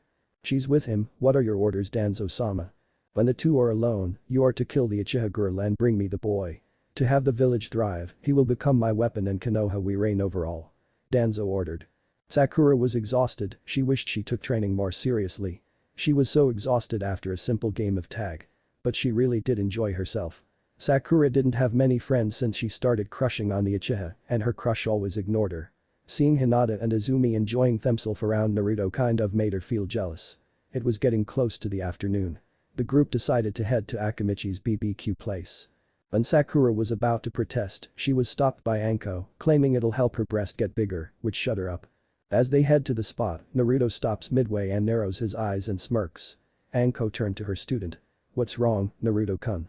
"Oh nothing, Izumi-chan, I think you and I have some business to take care of. We'll meet up with you guys later," Naruto said. Izumi was about to ask what he was talking about until her enhanced eyesight saw Naruto in the shadows. She smiled and nodded. "Alright, lead the way." Naruto and Izumi left the group, confusing Sakura. "Where are they going?" Yugao smiled and proceeded to the restaurant. Izumi have a bad history and they're dealing with the root of it. Naruto and Izumi were jumping through the forest of death with their followers behind them. "I think this is far enough," Naruto said, landing on the branch. Izumi landed on one lower than him. "Come on out you bastards," Izumi yelled. 10 root Anbu appeared around the two Hanyu. "Izumi Uchiha, you are to be disposed of for being a traitor to the cause. Naruto Uzumaki, you are to come with us and be properly trained. You have no say in the matter," one of them said. Naruto cocked an eyebrow confusingly. "Excuse me for being rude and arrogant, but the weak don't command the strong. So in reality, you have no say in the matter," Naruto said, stretching out his hand. A broadsword with an onyx edge on one side and a gold edge on the other, with a wing-shaped guard appeared in his hand. Flashback. Kurumi just handed the group their own keyblade. Naruto was inspecting his, he had to admit it looked cool. "Now those weapons are a connection to you, it will evolve as you bond with it.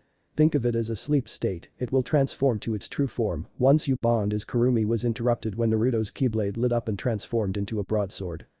This is pretty cool," Naruto commented. Kurumi's jaw was hanging. "But how? You just got that blade?" Kurumi asked. "I don't know, Kasukuin just spoke to me," Naruto answered. "Kasukuin?" Yugao asked. Naruto lifted his sword and smiled. "Her name, the sword, is called Kaosukuin Chaos Queen." Kurumi chuckled lightly, shaking her head. "I shouldn't expect anything less from Naruto-sama." She paused again when Anko's blade started to glow. Revealing her new weapon. "Not telling. You too?" Kurumi asked in disbelief. Anko held her weapon and smirked. "I think she likes me." Yugao stared at Anko's new weapon and smirked. "In a weird sadistic way, I think it fits you." Everyone looked at the weapon and agreed. Flashback ends. Izumi saw Naruto's weapon and pouted. "Naruto-kun, let me fight. Maybe my keyblade will evolve," Izumi said, summoning her Oblivion keyblade. Naruto chuckled and his sword disappeared. "Fine, I'll just spar with Anko-chan later," Naruto said, leaning against the tree.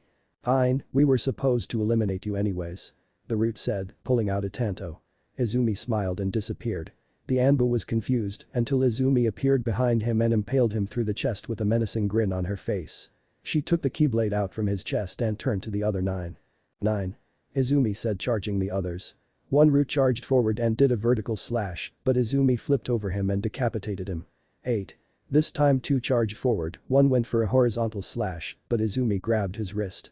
The other tried to use the opening to stab the Uchiha, but he got his waist cut off. 7. Izumi flipped the Anbu she grabbed on his back and stabbed him through the head. 6. Naruto was impressed and turned on. Izumi was low jonin en route and becoming a Hanyu increased her strength. The best part was that she wasn't using her Sharingan. Izumi looked at the rest of the route in boredom. Soon more Izumis started to appear and they charged the rest of the route Anbu.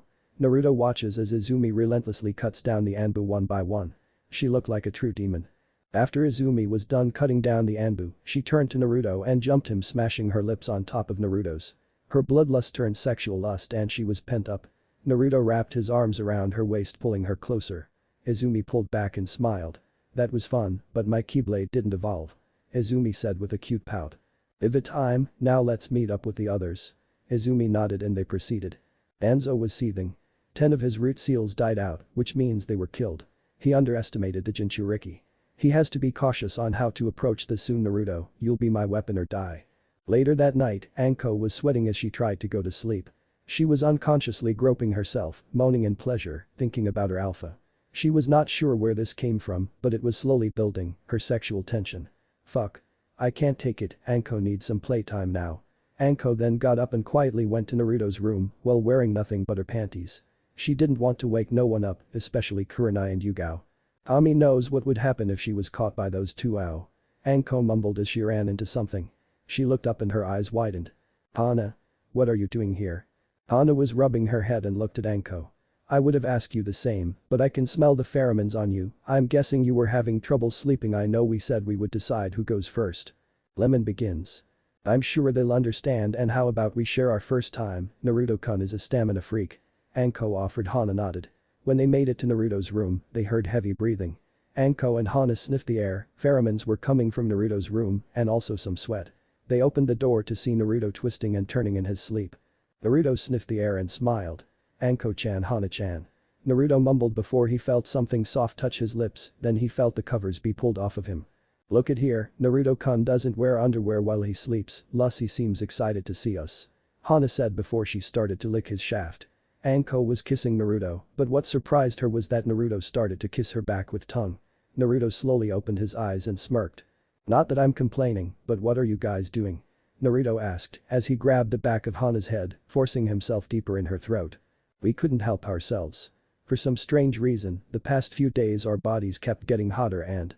You couldn't stop dreaming about me? Naruto finished. Anko nodded. I've been feeling the same way, but I don't know why. Maybe because we're hybrid demons, it must have increased our lust without knowing it.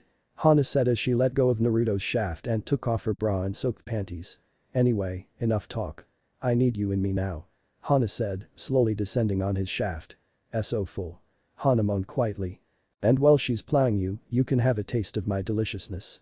Anko added, sitting on Naruto's face. Sensei's order. Ah. Anko squealed when she felt Naruto's tongue probe her insides.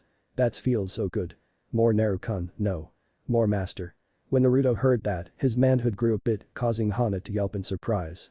That's it, Naruto-sama, fuck em harder, show me why you're my alpha. Hana yelled, bouncing up and down on Naruto's. Naruto grabbed her hips while starting to pump faster. Hana was surprised and snapped out of her lust when she felt two hands on her breast and lips on top of hers. Taste like dango, Anko. She looked forward and Anko was indeed kissing her. Instead of complaining, she returned, both girls moaning into each other's mouths. Hana's eyes widened when she felt something warm and fluid enter her. She released a orgasm along with Naruto's before slowly getting off of him. Anko was still grinding for a few seconds before she felt a build-up. Shit, I'm coming. Anko squealed. Anko got off Naruto's face and laid down on her back. Now master, I believe it's my turn. Well, I can't keep my snake mistress waiting. Naruto said, crawling over Anko, lining up his member towards Anko's entrance. He slowly entered her, causing her to moan. Hot damn, you're huge. I feel so stuffed. Anko said. Naruto chuckled and began to move. Faster please, I want more. Anko begged. Naruto answered her plea by going faster, unknowing to the blonde. Hana crept up behind him and started to caress his abs. Naruto turned his head and captured her lips. As they were enjoying themselves, Hana's body started to glow orange, Naruto's gold and Anko's purple. The three colors started to merge as their moans filled the night sky. Lemon end, next morning. Naruto-kun, breakfast. Kurenai called but pouted when she didn't get a response. He usually eager to eat. She walked upstairs towards his room and knocked on the door, but still no reply. Naruto-kun, it's time to what the hell? Kurenai said. I smell food. Yawn morning Kurenai-chan. Naruto said smiling, but he didn't receive a reply. Kurenai-chan, what are you looking at? Naruto asked. He looked down and saw Hana and Anko sleeping next to him, but what surprised him was their appearance. Anko-chan, Hana-chan. What happened to you? Hearing his call, both girls woke up. What do you mean Naruto-kun? Both girls asked, rubbing their eyes and yawning. Anko was the first to open her eyes and when she laid her eyes on Naruto, she gasped. Foxy-kun, what happened to you? What Naruto-kun, why do you have fox ears and a tail? Hana asked. I should be asking all three of you that. Kurenai said, causing the three to tilt their heads sideways. Kawaii. No, get a grip. You can snuggle later, right now you need answers. Naruto, Anko and Hana studied each other, and Kurenai was right. Naruto had blonde fox ears and a tail with the tips white. Anko's was purple with brown tips, and Hana's was brown with white tips. Anko hugged Naruto and started rubbing their cheeks together. Kawaii. Anko squealed. Kurenai was about to stop them until she heard the two start to purr. Both of you are so adorable. Kurenai said when her barrier broke before ran and hugged her mate and little sister figure. I see it finally happened. Kurumi said, poofing in the room. I figure Anko would have been first, but I guess things happen for a reason. What do you mean Kurumi-san? Hana asked, wagging her tail. Basically you and Anko-san had an evolution ritual. You and your mate perform a sexual ritual that allows you to evolve into more of a demon. It's an instinctive thing that's hard to resist. Kurumi said. But why didn't it happen to the rest of us? Kurenai asked. Because it depends on the person's willpower. The only reason I thought it would happen to Anko is because she's a pervert with no self-control. Oi. Kurumi ignored Anko and continued. But since Hana is an Inuzuka, I guess it makes sense. So going by your logic, the next person would either be Tsume-san or Kurenai paused. Hinata-san. Kurumi finished. Hinata was probably the one with the weakest will among the group. Is it possible to share my time with her? Kurenai asked. You can't force it, but knowing how you consider her a sister. I believe your instincts to guide her will activate now you are aware. Kurumi said, making Kurenai feel relieved. Excuse me, Naruto-sama. The Hokage would like you what happened here. Yugao appeared in her Anbu suit. Kurumi sighed. I'll explain it to you later, now continue on with what you were saying. Right, Naruto-sama, the Hokage would like you in his office. Yugao said, still staring at Naruto while resisting the urge to glump him. Well, I can't go like this. Naruto said as he was being rugged by Kurenai and Anko. Don't worry about it, just think about pulling your tail and ears in your body. You can release them anytime you want. Also I'll explain the difference in your abilities when you get back. Kurumi explained. Naruto nodded and closed his eyes. As Kurumi said, his tail was pulled in and ears disappeared. Sweet, alright I guess I should go. Naruto said before giving Kurenai a kiss. When he was about to walk by Yugao, he took off her mask and gave her a passionate kiss, causing her legs to feel weak. He pulled away and smirked. You know you're not supposed to leave the house before giving everyone some love. Yugao blushed. I'm sorry Naruto-sama. What about us? Hana asked. You and Anko-chan got some love last night. Naruto said before leaving to get dressed. Yugao's eyes widened and turned to her sister wives. Hehe, we can explain. Hana said nervously. After getting dressed, Naruto arrived at the office and proceeded in. When he walked in, there was a beautiful raven-haired girl with green eyes in the office. Hey Gigi, you called for me? Hiruzen looked up from the scroll. Yes, you see this girl here? Her name is Shizuka and she's, well, is your fiancé. Naruto looked at the girl and back at his leader. Say what? Chapter 6. A new vixen. Naruto stared at the girl, who was analyzing him back. How did this happen? Hiruzen puffed out some smoke from his pie and sighed. One of my students, Jiraiya, snuck into Nadeshiko and got caught peeping. He then fought the village leader and won, but according to the customs, he was supposed to wed her since she lost. You see, Nadeshiko is an all-women village, and when a kunoichi from Nadeshiko loses a fight to a male shinobi, they are to bring him back to the village for the rest of his life and marry him. But instead, Jiraiya offered his student, your father. Since he's dead and you're his godson, he suggested you. Godson? He never visits and now he forces me to marry someone I don't know. No thanks. Naruto said.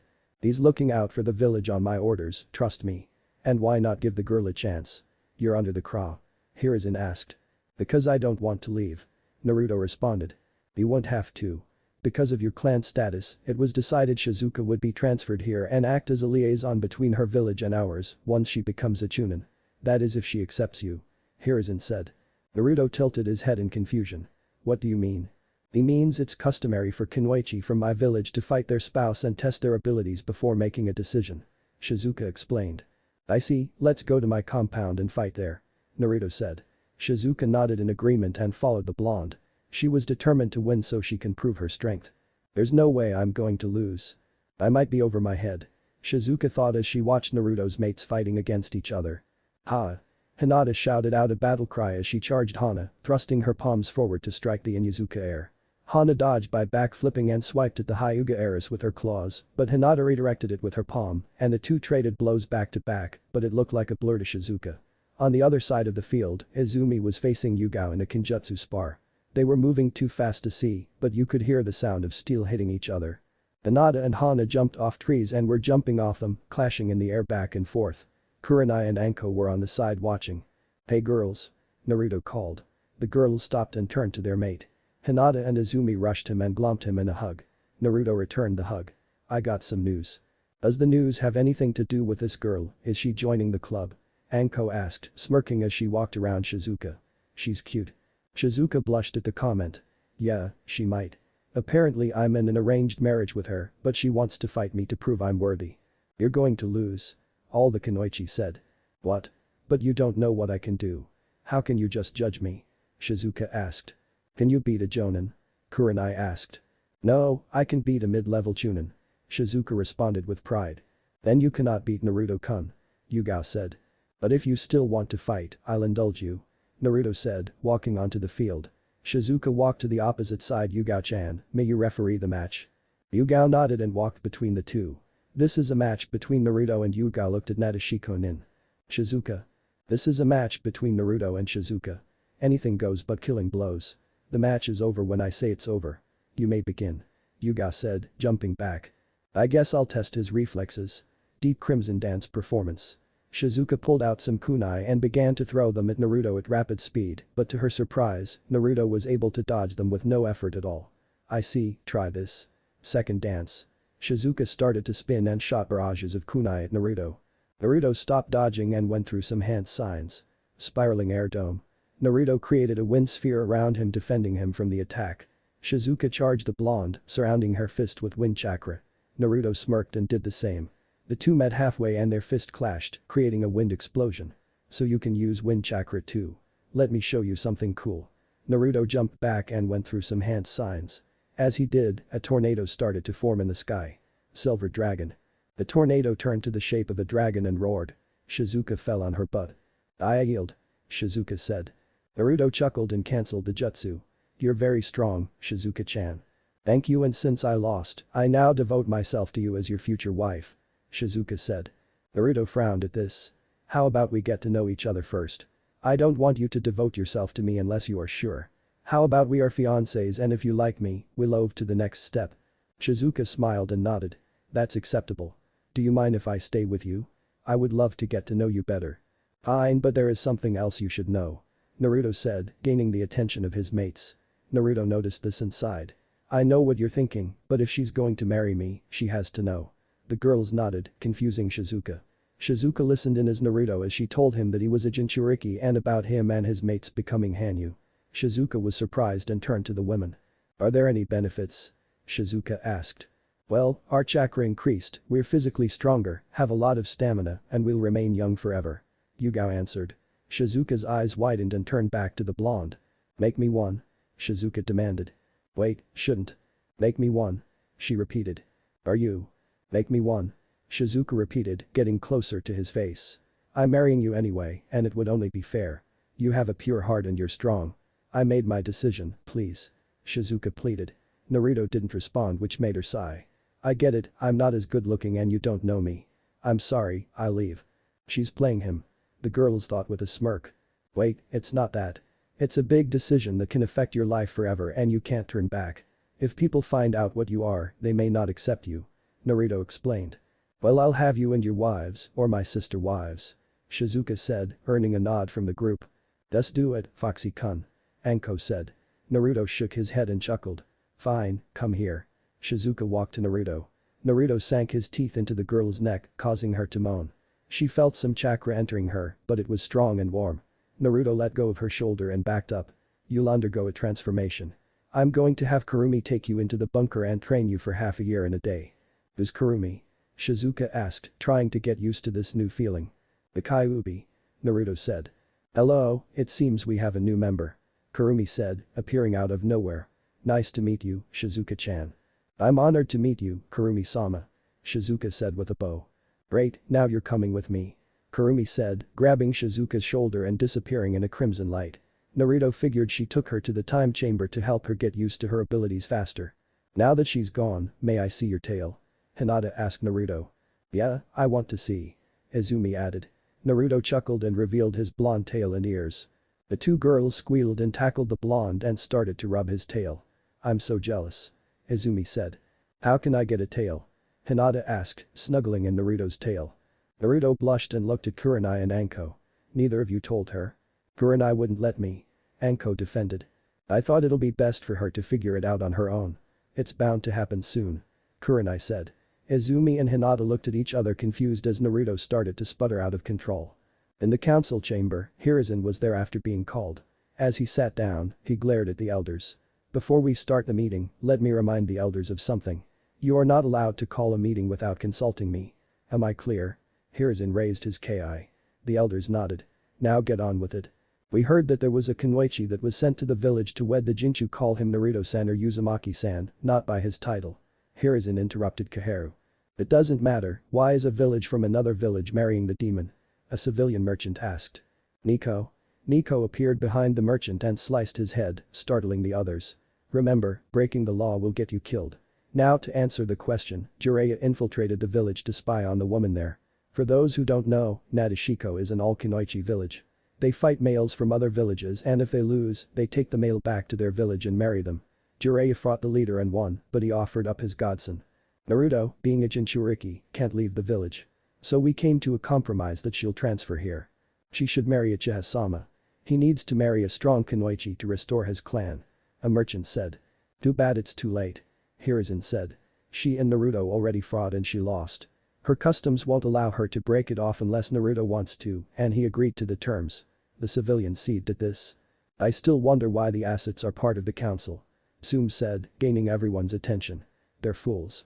So far since the Kyuubi attack, they picked on Naruto because they can't see the difference between the boy and a fox, they disregard their leader's order, they weakened our school system, and instead of looking after the whole village, they focus on one arrogant punk and try to get their kids to marry in a clan so they can gain power. I say just remove them, that way there will be no more complaining and problems. Hiashi nodded his head. I agree, for our image. That would be the best option. We're most likely the only village that treats their Jinchuriki like scum. Look at Kumo and Iwa, their Jinchuriki is trained and they're not hated. We would be seen as fools because a grudge the civilians have over the fox but take it out on its host. It's between 14 years without an incident and they still think the boy is scheming. Hiruzen nodded and turned to the merchants. Well, I do agree, I can't just remove them because the majority vote won't be in our favor. However, I can ban their opinions when it comes to shinobi matters. So to this day forward, the civilians will have no say in the shinobi affair nor the elders. Hiruzen said, causing an uproar. Hiruzen, you can't be serious. Danzo said. I am, the clan heads will help me if I need to. You can just sit there and watch. Now the meeting is dismissed and you better not call another pointless meeting. Team 11, it's good to see you. Hiruzen said. Already adjusting to your new teammate?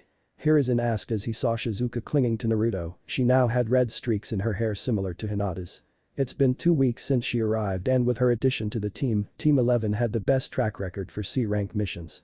They avoided D-rank missions since the hatred for Naruto and Anko was from most civilians. But with that trade-off came experience. They were even able to take down B-rank missing nins. Now are you ready for another C-rank mission? Anko smiled. Old man, my team is ready for a B-rank. I can't let their skills get rusty. Anko said. Well, if you want, we can always have another one-on-one match. Naruto said. Anko adopted a teasing grin before getting in Naruto's face. Fine, but I think I'll prefer something else more than fighting. Anko said. Well, I think I have plenty of stamina. Naruto responded.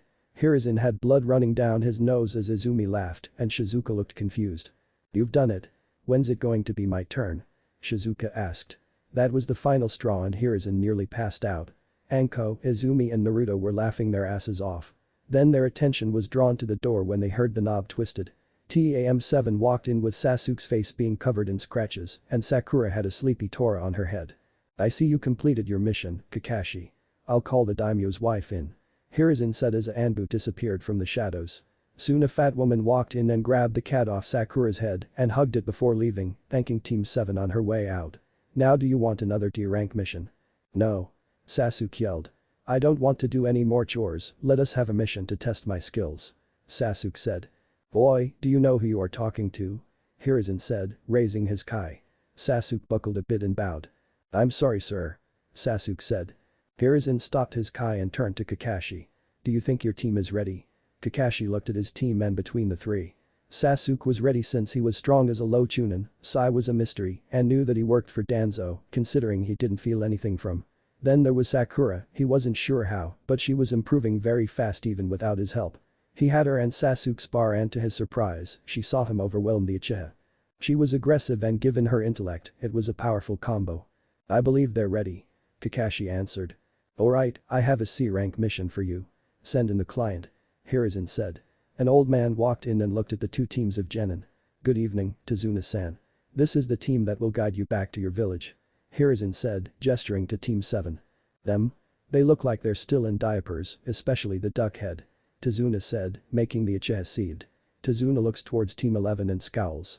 They looked even worse, 2 little girls, a sex doll, and a blonde. Tazuna was interrupted when Team 11 Genin disappeared and reappeared in front of him, with kunai pointing at different body parts. Kakashi was amazed at what he saw, he wondered what kind of training Anko put her team through. Anko chuckled and walked towards the bridge builder. I should warn you, my team is overprotective over each other like a pack of foxes. So I'll be careful of what you say. Enough, Anko. Hiruzen said with a smile. As you can see, Tazuna, my shinobi are very capable. Hiruzen said as Team 11 walked back beside Anko. Tazuna coughed in his hand and tried to look strong before looking at Team 7. Alright, I expect you to protect me with your lives. Tazuna said. Don't worry, they're just bandits. Nothing we can't handle. Kakashi said, making Tazuna flinch, which didn't go unnoticed by the Hokage, the Jonin and Team 11. Sasuke, Sakura and Sai. Prepare for a month-long trip at the most and meet me at the gate tomorrow morning. Kakashi said as his team and Tazuna left the room. Naruto turned to Hiruzen, who caught his eye. You've seen it as well. Naruto nodded. Yeah, he's hiding something. When Kakashi mentioned bandits, he flinched. I believe it's because of the situation at Wave. Shizuka said, gaining their attention. On my way to Konoha, Wave is dying and I heard some drug lord took over. I see, he's poor and doesn't have money. So he lied because he's probably afraid we won't help him. Izumi said. Look at you three, you make me proud. Anko teased before turning serious. What's your order? Well, since he can't afford it unless we help deal with the problem, I want you to trail Team 7 tomorrow and find out the drug lord and eliminate him. Then we'll collect our pay. Hiruzen said, earning a nod from the four as they shushed out the room. After leaving the office, Team 11 decided to get some ramen and head to Ichiraku's. As AM was washing dishes, she heard the curtains open and turned to the entrance. When she saw her favorite blonde, a big bright smile appeared on her face. Naruto-kun. AM squeals as she runs towards the blonde and wraps him in a hug. Hey AM-chan. Naruto greeted his first friend. You don't visit as much, don't you miss me? AM asked while pouting. Of AM-chan, I was just busy outside the village. No, there's no excuse. How can I make it up to you? Naruto asked, holding the ramen girl's hand. AM adopted a small smile which the other kunoichi noticed. She got him. The girls thought. Well, how about taking me on a date sometime? AM asked, shocking the blonde. What? Why me, not that I'm flattered. Naruto asked, blushing. Well, why not? AM answered. Let's start with the village itself. More than half of them attacked you when you were young and that automatically ruled them out, then there's the shinobi and the kunoichi. The ones that only protect you are the ones around you and the male ignore you. You're the only one who seems to have a heart and you're also handsome as well. So what do you say? Well, I don't have a problem with it, but you would have to share since I will be enlisted in the CRA, Naruto said. AM giggled and nodded her head. That's fine, especially since you can use shadow clones. AM said, making the others blush at the indication. Naruto choked a bit and laughed. Great, I'll take you out after returning from a mission. Naruto said as the four finished the ramen and headed to the gate. They were running on top of the buildings and stopped when they spotted Team 7 without Kakashi and Tazuna. Sakura started to sniff the air and turn in direction. She was about to call them until she noticed Naruto giving her the quiet gesture, which she nodded to. Alright, is everyone ready? Kakashi said with an eye smile. We were ready 3 hours ago, Haddock-sensei. Sakura said with annoyance. Kakashi rubbed his head nervously. Sakura, I noticed you have been aggressive lately. Really, I wonder why. Oh I know, you keep wasting our time and I have to sit here with the two emos. Sakura said.